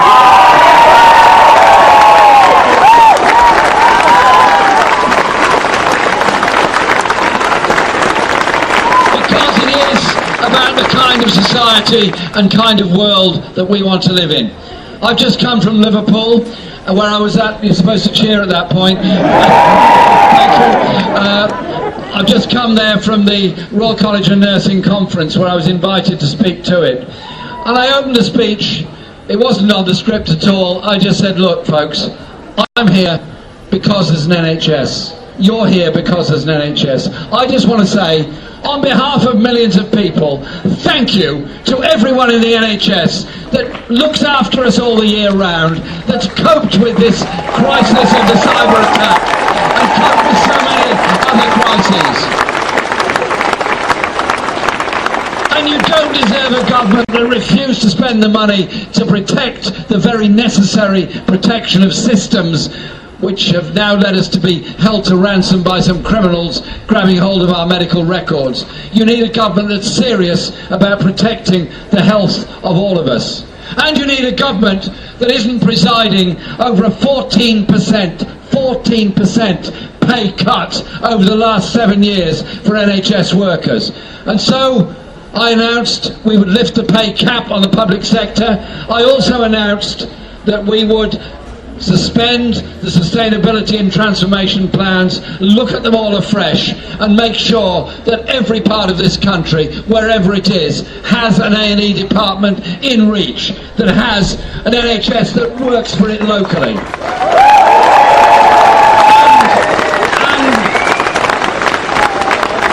And has an NHS that understands that health inequality is serious and an enormous issue in our society. So we need better housing, we need better schools, we need a fully funded NHS. That is what we're about. But we're also about dealing with the other crisis that gets so little mention in our society, the mental health crisis that affects a quarter of us at some point in our lives. I was asked about a mental health minister. Yes, I will. Yes, I will, because I'm terrified at the way in which so many people suffer alone and young people take their own lives because they can see no way out of it. We have to end the stigma, promote the inclusion, but above all, pay for the services so that people don't wait months and months to get a therapy support they should have got from day one. That's our problem.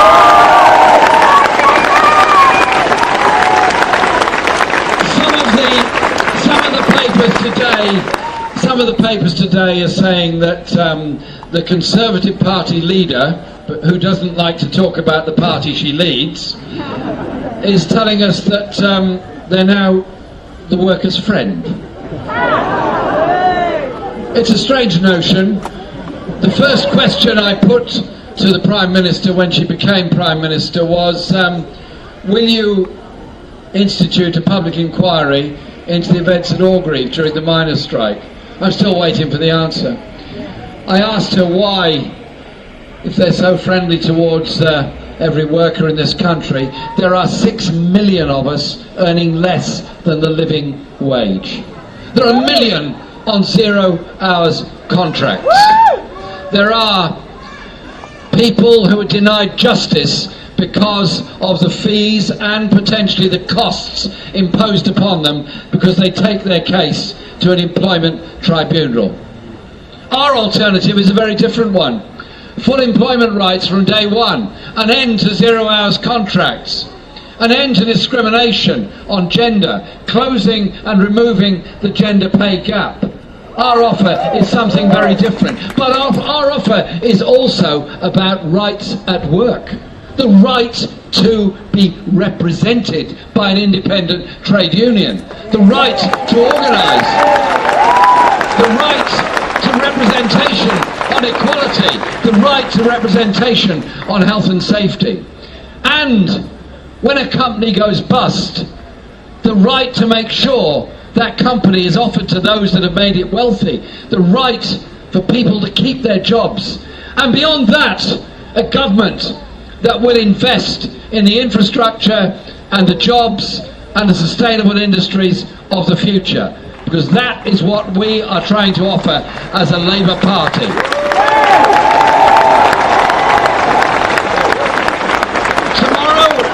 Tomorrow our manifesto will be launched in Bradford, and I'm sure none of you have had a sneak preview of it anywhere, so you've no idea anything that's in it, but you may have had some ideas fed to you.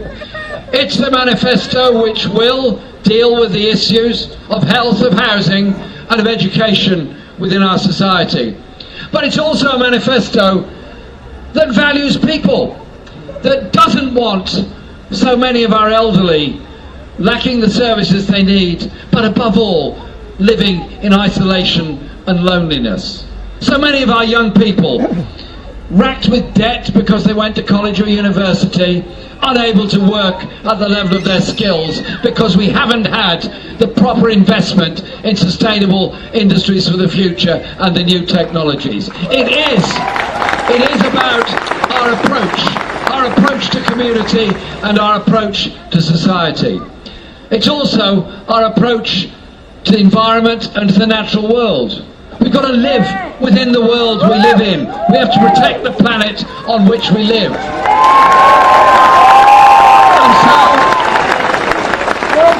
And There will be an energy policy that reflects that.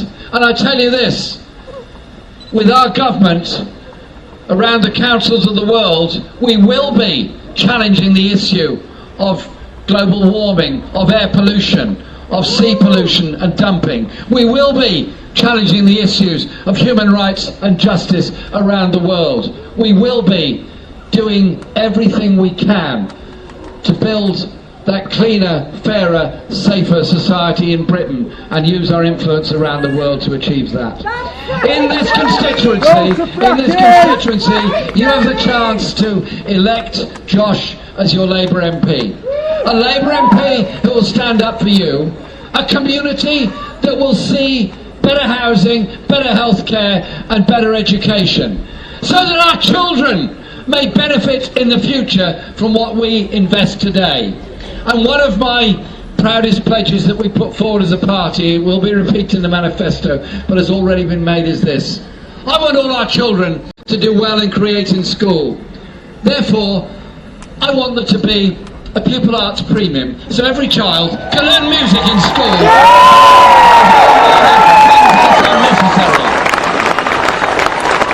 So it's in that Labour tradition of a community doing things together.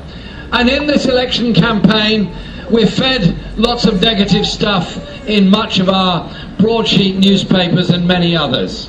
We've fed this line that everything you want, you can't have.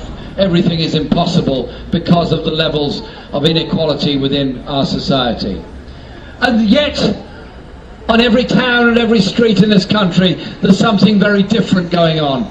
People coming together, like the thousands of us here today in Hebden Bridge, coming together determined to achieve something different. And so we've got 3 weeks to do it.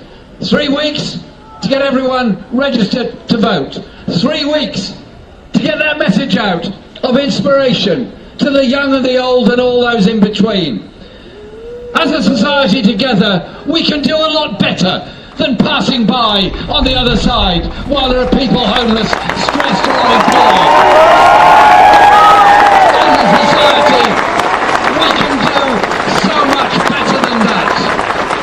Either you have the arid meanness and the arrogance of a Conservative party that claims it's moving into the 21st century, accompanied by the return of fox hunting in grammar schools. I'm trying to get my head around that one. Or you can have our way of doing things, which is the people's way of doing things, the people's way of coming together to solve our problems together, to create together, to achieve together, to give a real future to all of our young people. Are you up for it? Are you going to go out there and campaign for Josh? Thank you very much. Labour Game, Calder Valley. Okay?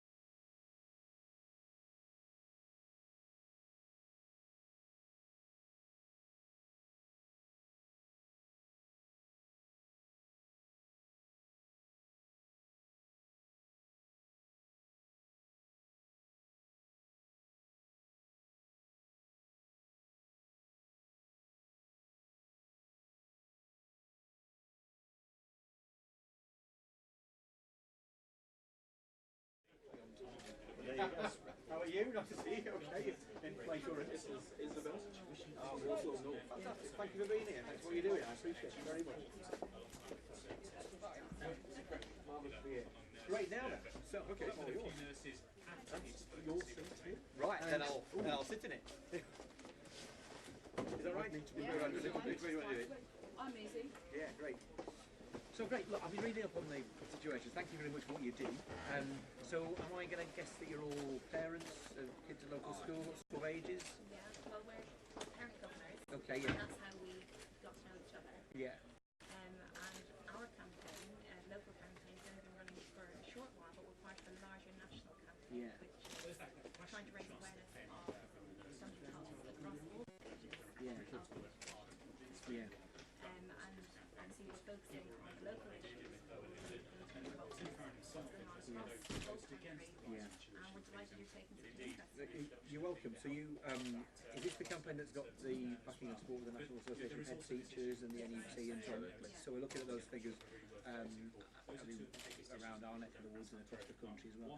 So have you got a figure of the number of teaching posts that are at risk the next 3 years? Is that sort of 300 plus? I think we're talking about 300 plus in the borough of Solihull. Yeah. Over the next 5 years is what we think will be lost if we go through with cuts. Yeah.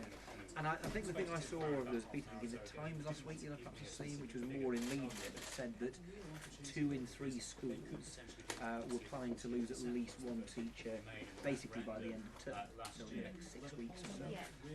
Does that kind of fit your experience of how things are here?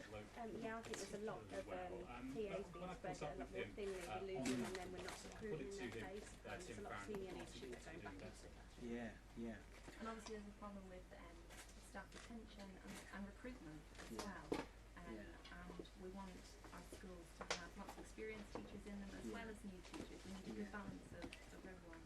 And people staying, I saw a figure there, I know it's old numbers and politicians are very keen on figures and stats and what have you, but they do tell a story that a third of teachers leave the profession, or at least the state sector, after 5 years within 5 years. The thing is, there's a lot being expected of schools, especially now, and you've got to pay for lots of different types of children, but because they're not being adequately funded, they're not able to cater for lots of different needs of children. Every child's different, regardless of whether or not they have a diagnosed special need, they have lots of different reasons why they can.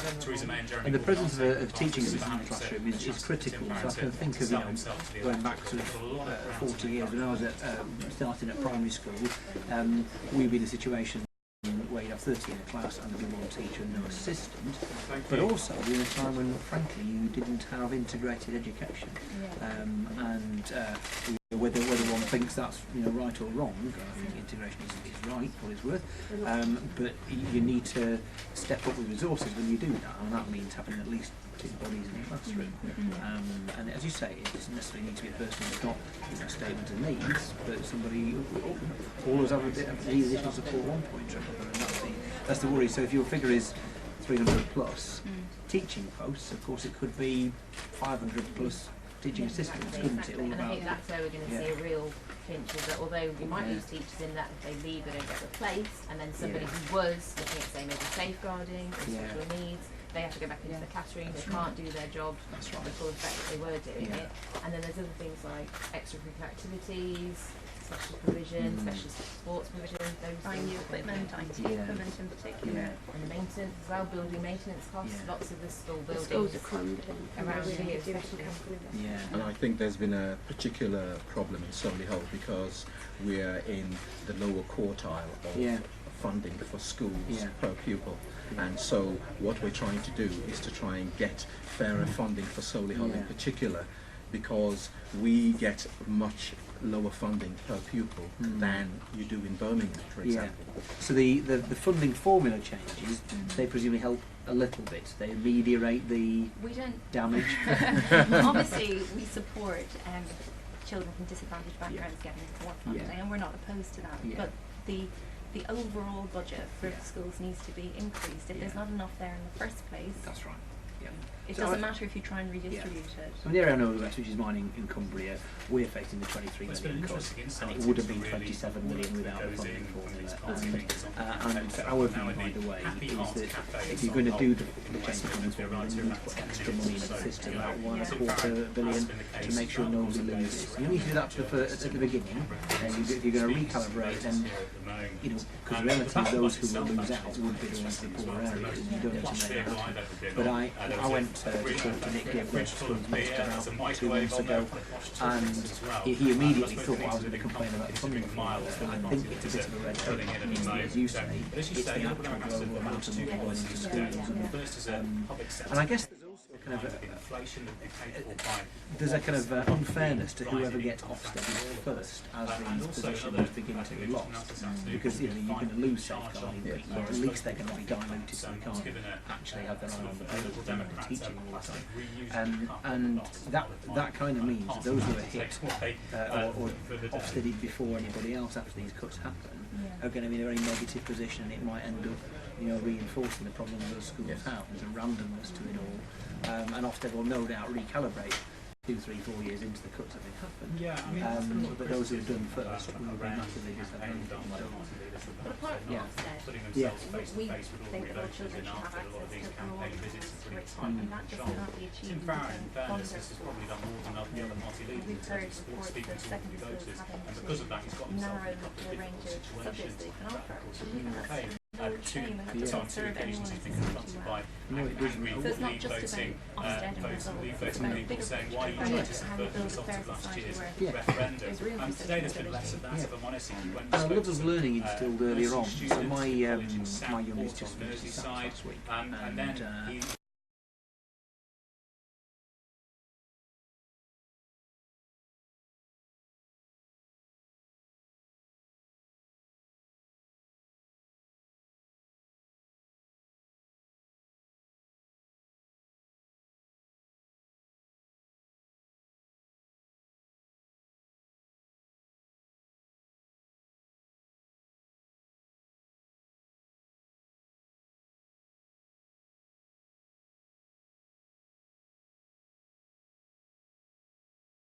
if it becomes just so utterly focused on meeting results, then it is fault. And teachers do a brilliant job of managing to crowbar some actual learning into the rote stuff, but it's still they know they're subverting the system almost by doing that. So I'm not a big fan of it.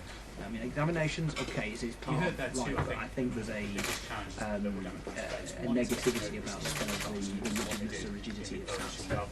Nobody goes to job interview and says, oh, look, how I did on my taxes. Yeah. It does smack a bit of 11 plus as well, but that's a bit controversial. I think as well, one of the sort of biggest concerns here in Solihull is the fact that under the current round of funding, our primary schools actually get less than they were before, and we were arguing that they're underfunded and they're now getting less, and the big concern is that the current Tory MP has actually voted all these measures through as well, despite claiming that he's fighting for fairer funding, and that is really frustrating, and that's something that we're trying to raise awareness of and make people realise that Liberal Democrats are supporting fairer funding for schools, especially here. Yeah, I mean, it's a major thing for me. I mean, I guess it helps when you experience what it's actually like on the ground. Lots of schools. We live in a village where we're lucky enough to have a primary school on the high school, so 3 of them go to schools in walking distance. But you see the impact on teachers, you see the impact on the bottom line, on the budget, and also what it means for us at home being asked to pay more money for various essentials, and what gets lost as a consequence of it all. And so it is a real danger, I think, that we are.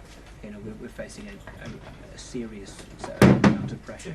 So, I mean, the schools minister, when I spoke to him, apart from first of all assuming I was going to talk about the formula, which I wasn't really, I also assumed that he would deny these figures and say, no, it's all bogus. He said, no, he accepted them, to be fair to him. He said, yes, they're coming. He said, schools now have to tighten their belt. They have to do what everybody else is doing in the public sector. But we already are. I completely don't buy it. I mean, to the variety of things. So we'll do the political bit. Manifesto comes out tomorrow, so you'll see where the money's coming from.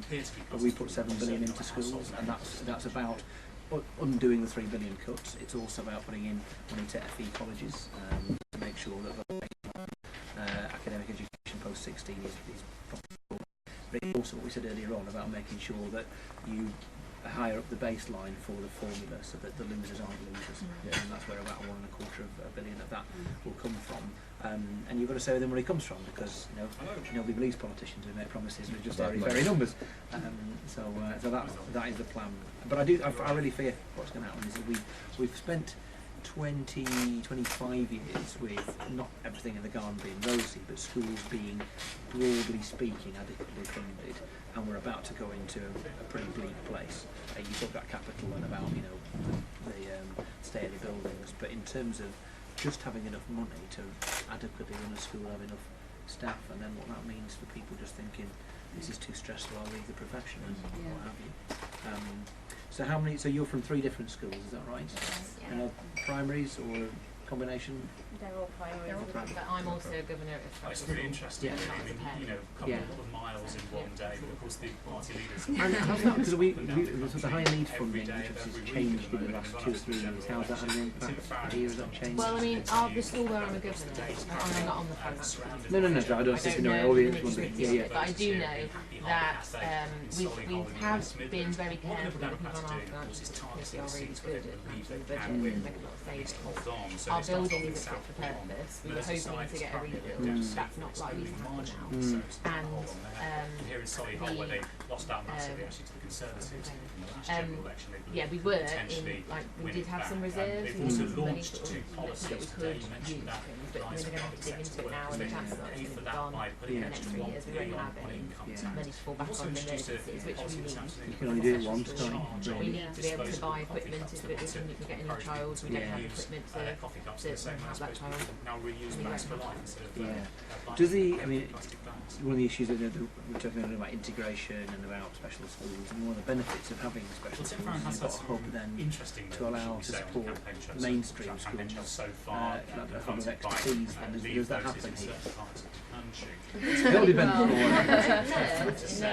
you spoke to some nursing students at the college in Southport this morning, and then addressed the whole project nursing. Funding for those would be cut back. We're putting a lot more pressure on our schools themselves to kind of fill the gap. We're expecting the teachers to do and know more. And the local authority are very reluctant to statement children as well because of the basically the. Once you've done it, you've got to meet it. Yeah, you have. And when I was MP here, the number of parents that I've had, fighting so hard, for their children, just to get what they should have, what they really need. Yeah. It's appalling. It really is. It's a really important part of the role, from my perspective. Yeah. I mean, you go into bat for people, because particularly children with parents of children with needs, additional needs. It is a full-time job fighting for those kids' rights and entitlements, and for access to services that other kids would have. It's tough enough for parents, isn't it, without having all of this stress on kids. I think you heard that too. Horrendous. So, I was going to say thank you very much for coming here and talking to us in Solihull. I know it's sort of you're a very busy man and you're shooting through, but would you like to spend some time talking to sort of our members outside and also get a couple of pictures? Whatever you and like. then I know that you've got a couple of interviews lined up as well. As always, I'll do pretty much what I'm told. It's not often the leader comes and does what I tell him. We're not in a position to endorse any candidates, but we wondered if you'd endorse us. Yeah. Great. I'm sure I will. Will you wear one of our t-shirts? If you wanted to do that, I'm sure I'll make this happen. We have some t-shirts. We have many t-shirts. There you go. Great. There you go. Let's get you in a t-shirt to get some pictures. Great. All right. Here we go. It's not in the script, but we're fine with that. I know about that. As you've probably seen, I'm more than happy to go off piste. Or I do fall downstairs. All right, this is the right sort of. Right. Okay. Thank you. You're very, very welcome. I think it's a good thing you asked. I think it's a good thing you asked him and not me. There we are. Another one if you want it. There we go. Right, let's get a picture. Chair. That's terrible. It's still That's terrible. Can we do a bit of logistics? Yeah. Do you want to come round? Do you want to come round, lady? Yeah. Great. Can we just shift it down? All right. There you go.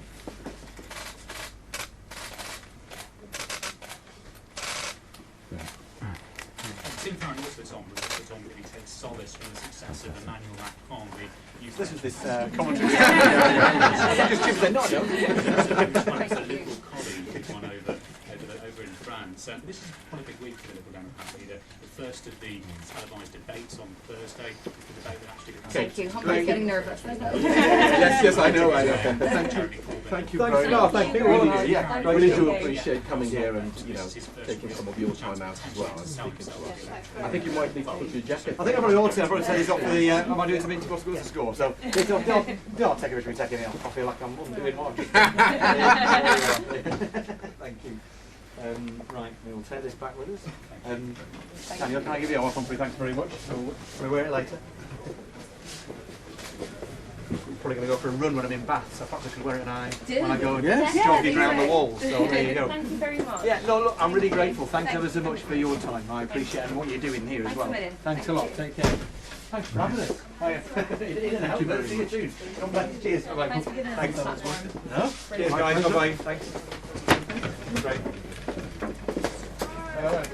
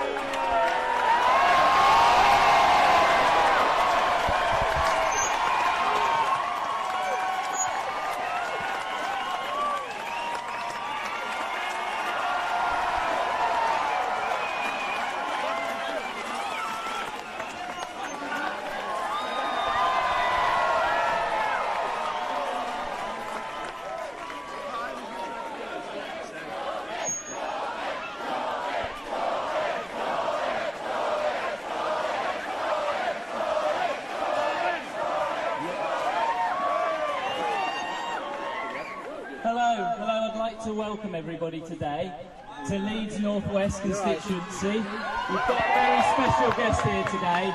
I'm absolutely delighted to welcome the leader of the Labour Party, Jeremy Corbyn! Cheers. Alex, thank you very much. Can you all hear me?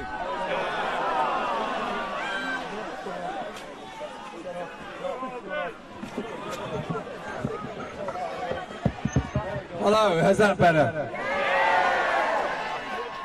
Technology triumphs. Thank you very much. Thank you all for being here. Thank you for those on the roof over there. Thank you for those up the tree over there. Just be careful now, make sure you don't fall. And thank you all you standing on the wall down there. Again, be careful, don't fall. What a fantastic crowd. We've just come from Hebden Bridge, where we had to have an overflow meeting outside, and some people were standing in the river to take part in the rally. What a fantastic event that was, and yours is also. I want to say thank you to Alex for speaking to you earlier and for the work he's doing and done. Alex, want you to be our next MP!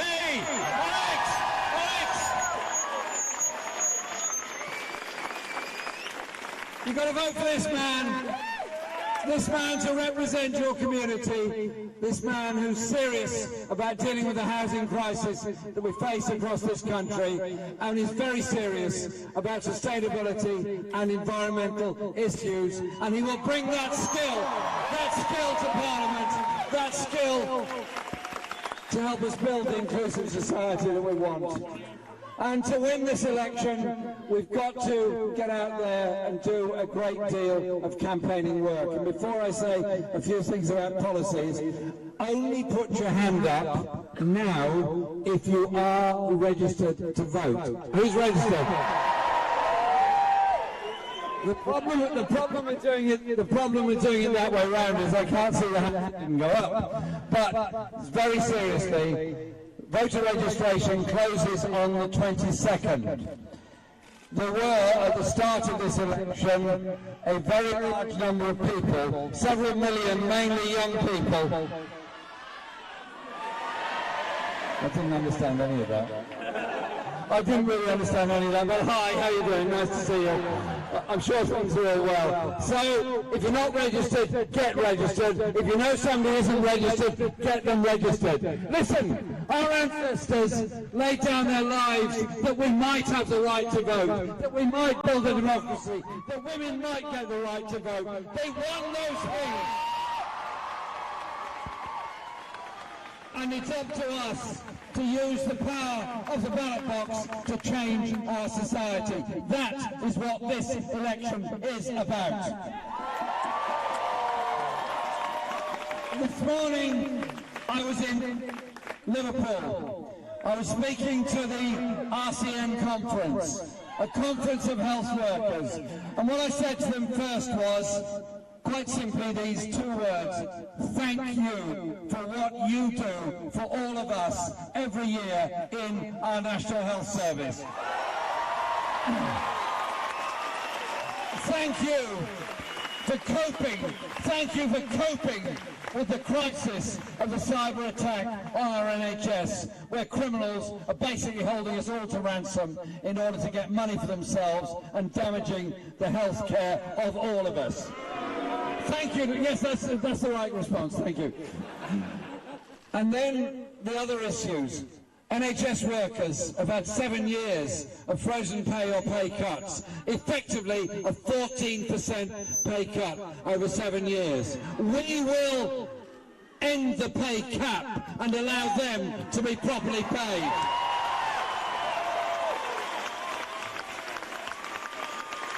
And instead of blaming doctors, blaming the health service, blaming the patients for being ill, as this government is wont to do, we will do something very different.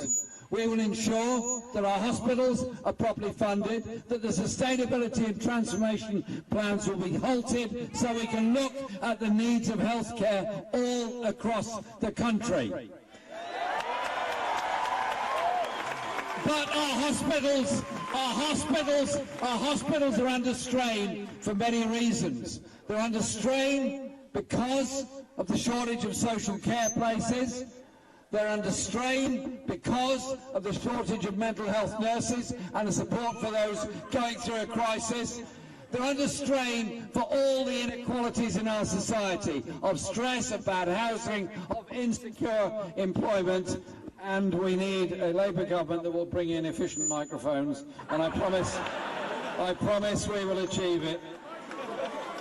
This is a balancing act between me and the batteries. It's a balancing act between me and the batteries, and so far we're holding out, okay? So nobody touch the microphone, otherwise it won't work.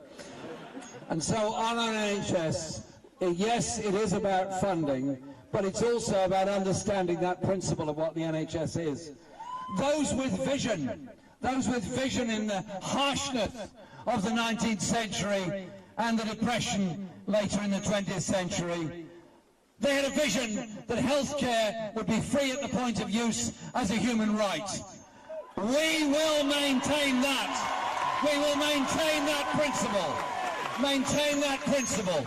And look at the issues that people face. I mentioned social care. There's 1 million waiting for social care. And when the social care is not available, do you know what happens? Either those people suffer on their own, or they rely on neighbours or friends or relatives, nearly always women, have to give up their jobs and their career in order just to look after somebody. I want to see a social care system that works for everybody, not just in Surrey, which is the Tories' favourite county. Just for the record, I think people in Surrey deserve social care just as much as people in Leeds deserve social care.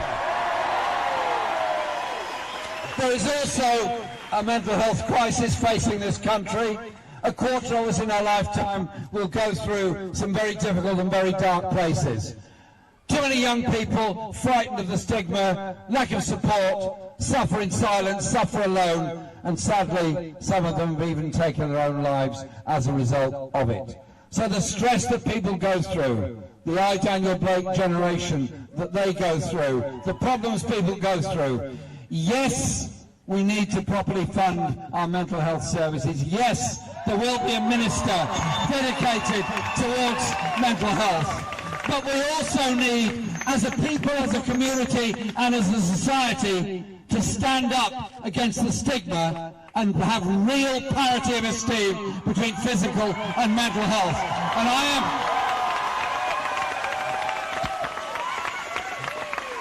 And I don't have a problem with any of that. I don't have a problem with talking about that, because that is the kind of society we want to live in and want to achieve.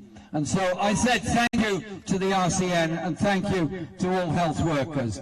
And I want to ask all of you to join together to support the principle that's so important of our National Health Service, and recognise that in our manifesto that will come out tomorrow, I can't give you a sneak preview of it. None of you have heard anything about it up to date.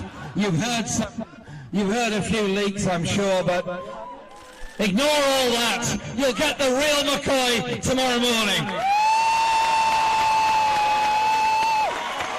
And you know what? You're going to like it. Now, there's some...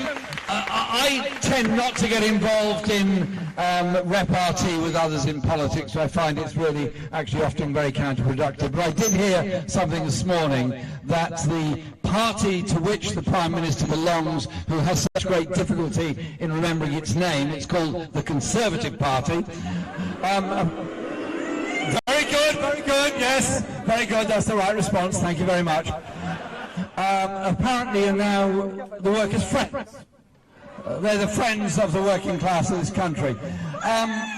Well, anyone who is a friend would not allow 6 million people to be earning less than the living wage in Britain.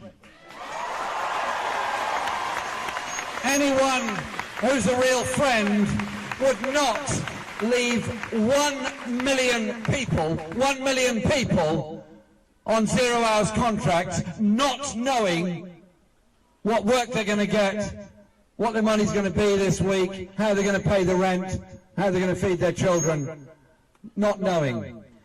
Is it right that in 21st century Britain, 1 million people get up each morning, stare at the mobile phone, hoping there's a text message saying, "We need you in for work today," and staring at it knowing the chances are they might not get it? That degree of insecurity is wrong, harsh, and unnecessary. And so that is a condition created by the so-called Friends.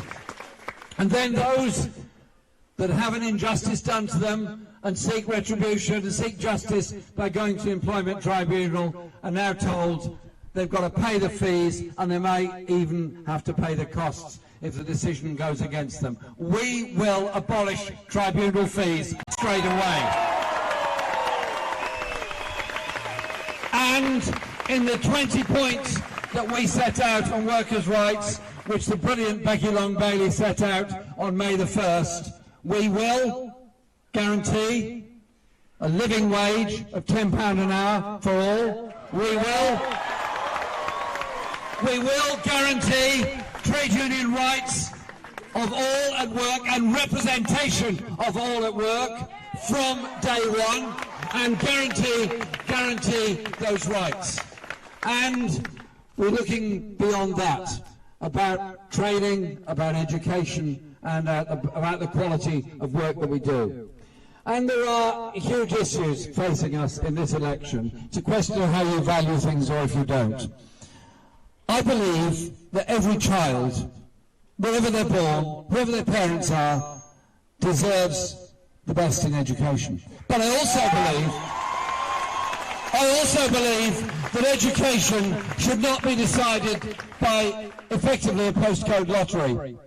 You could almost draw a map of this country and decide where the children born in Area A are going to end up in university, professions or what else, and those born in Area B that wouldn't. You can also draw a map of the poverty of this country and overlay it with a map of where the biggest cuts have taken place in local council expenditure, and one would obliterate the other.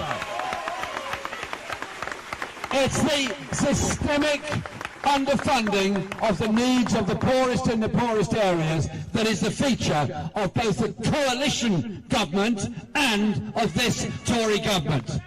And so we want to change that. We want to end the nonsense of head teachers being told, ask the parents to pay some money to the school that you might be able to keep the teachers in work and continue paying their salaries. It is not the job of head teachers to be making those kind of decisions. Head teachers are there to run the school, inspire the teachers and educate the children. They should not be asked to go to the school gates and collect money for the school to survive. And so we will ensure proper funding of our schools. But in order to achieve in our schools, our children need to eat and be well fed. And that's why I'm very proud of the promise made by Angela Rayner that we will guarantee a free school lunch for every primary school child in every school in England. Because that takes away the stigma between those that have free school meals and those that don't. It's very important that children are properly fed in order to learn properly. So these are the issues that we face, but then you move on to secondary schools and the stress and strain that goes on there. And then you move into the era of universities and of colleges where many are deterred because of the fees and because of the debt they're going to go into. We will do everything we can to support the entire student community and student population. But I believe university education should be available for all those that want it and can benefit from it. I do not believe universities should be a source of debt for the rest of your life. And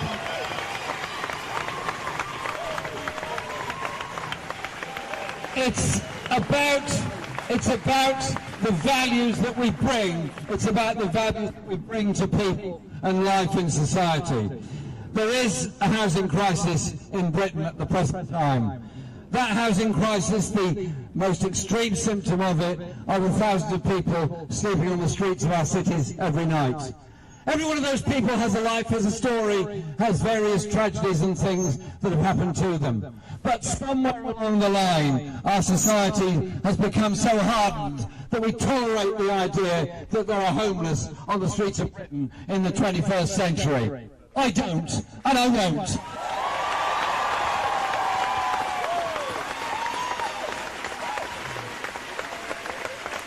And so it is about giving councils the facilities to borrow, the opportunities to build and create good quality life tenancy council housing for people who are currently living in often very difficult circumstances in very expensive private rented accommodation, often also insecure. It's also about ensuring we as a nation are properly housed. The priority of the Conservatives seems to be starter homes in the South East at £400,000, off-plan purchases of luxury properties in the centre of all our big cities that are then kept empty as a way of coining in some money as the values rise in the future. Sorry, a real housing policy is directed towards providing housing for everybody rather than a market opportunity for a few. So these are some of the areas that we're going to be addressing in our manifesto tomorrow. These are some of the areas that we'll be speaking about. But an election isn't just a transaction between taxation and services. 95% of the population of this country will get no tax rises, national insurance or VAT rises under Labour. We will be making sure those with the very broadest shoulders and those corporations with the very greatest profits, they're the ones that will be asked to pay a little more, that the rest might live a little better.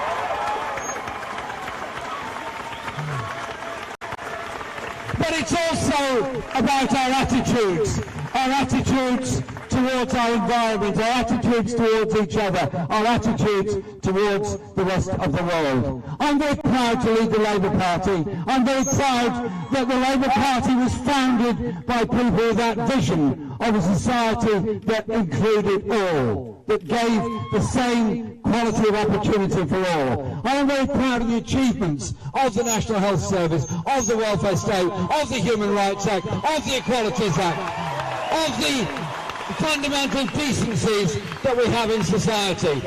But this election campaign, and this is, I think I'm right in saying, the 40th or 41st event I've done since the election was announced. This election campaign is like two stories. One is of many of our national media, deeply cynical, deeply... It's all right, no, we need an independent media, and that's a good thing, but I just hope they report what we're saying. That would be a help. But it's at one level a series of quite cynical calculations that are made, X, Y, Z, 1, 2, 3, this, that and the other. Then on the other side of it is an amazing sense of unity. Look around you at this crowd here today.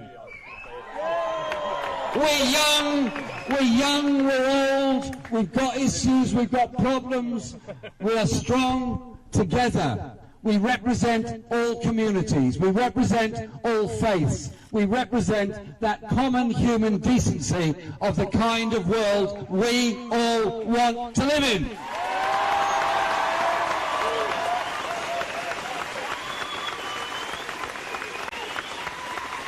And so, think on those that went before us, who worked so hard that we might achieve the things I've talked about, education, health and housing. But think also of how strong we can be together, how strong we can be in eliminating poverty and injustice and inequality within our society, how strong we can be with a message to the rest of the world that we want to work to ensure that our climate change does not destroy us all. That we want to work together for environmental sustainability, and we want to work together for a world based on human rights and justice all around the world. And so, a Labour government after June the 8th will ensure there are negotiations with the EU to make sure we have trade access to the European Union and protection of the rights we've achieved, and protection of the rights of EU nationals to remain living in this country with family reunion as well. It's about all of our communities. It's about all of our communities coming together. And this election gives us that chance and that opportunity. But it does mean all of us have got to get out there on the doorsteps with the leaflets, with the posters, and give that message to everybody else. You don't have to be frightened by what the Tories are saying. There is nothing inevitable about this election. Let's go out there and show we can do this thing together. And our election message, can I borrow this for one moment? It's quite simply this. For the many, not the few. For the many, not the few.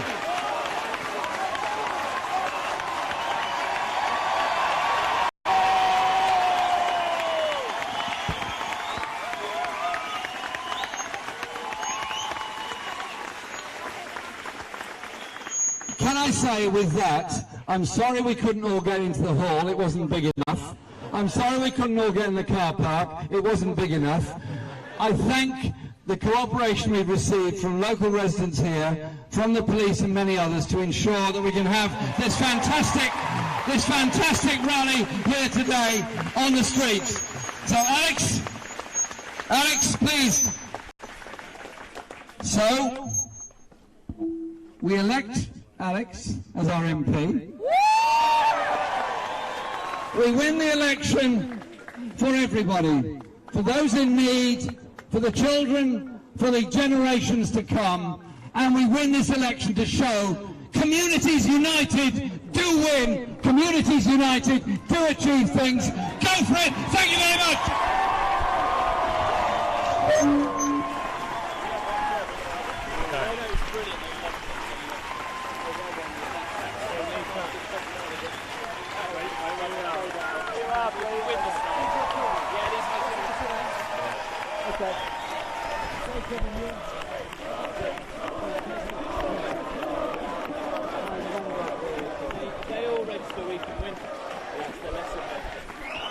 Thank you very much.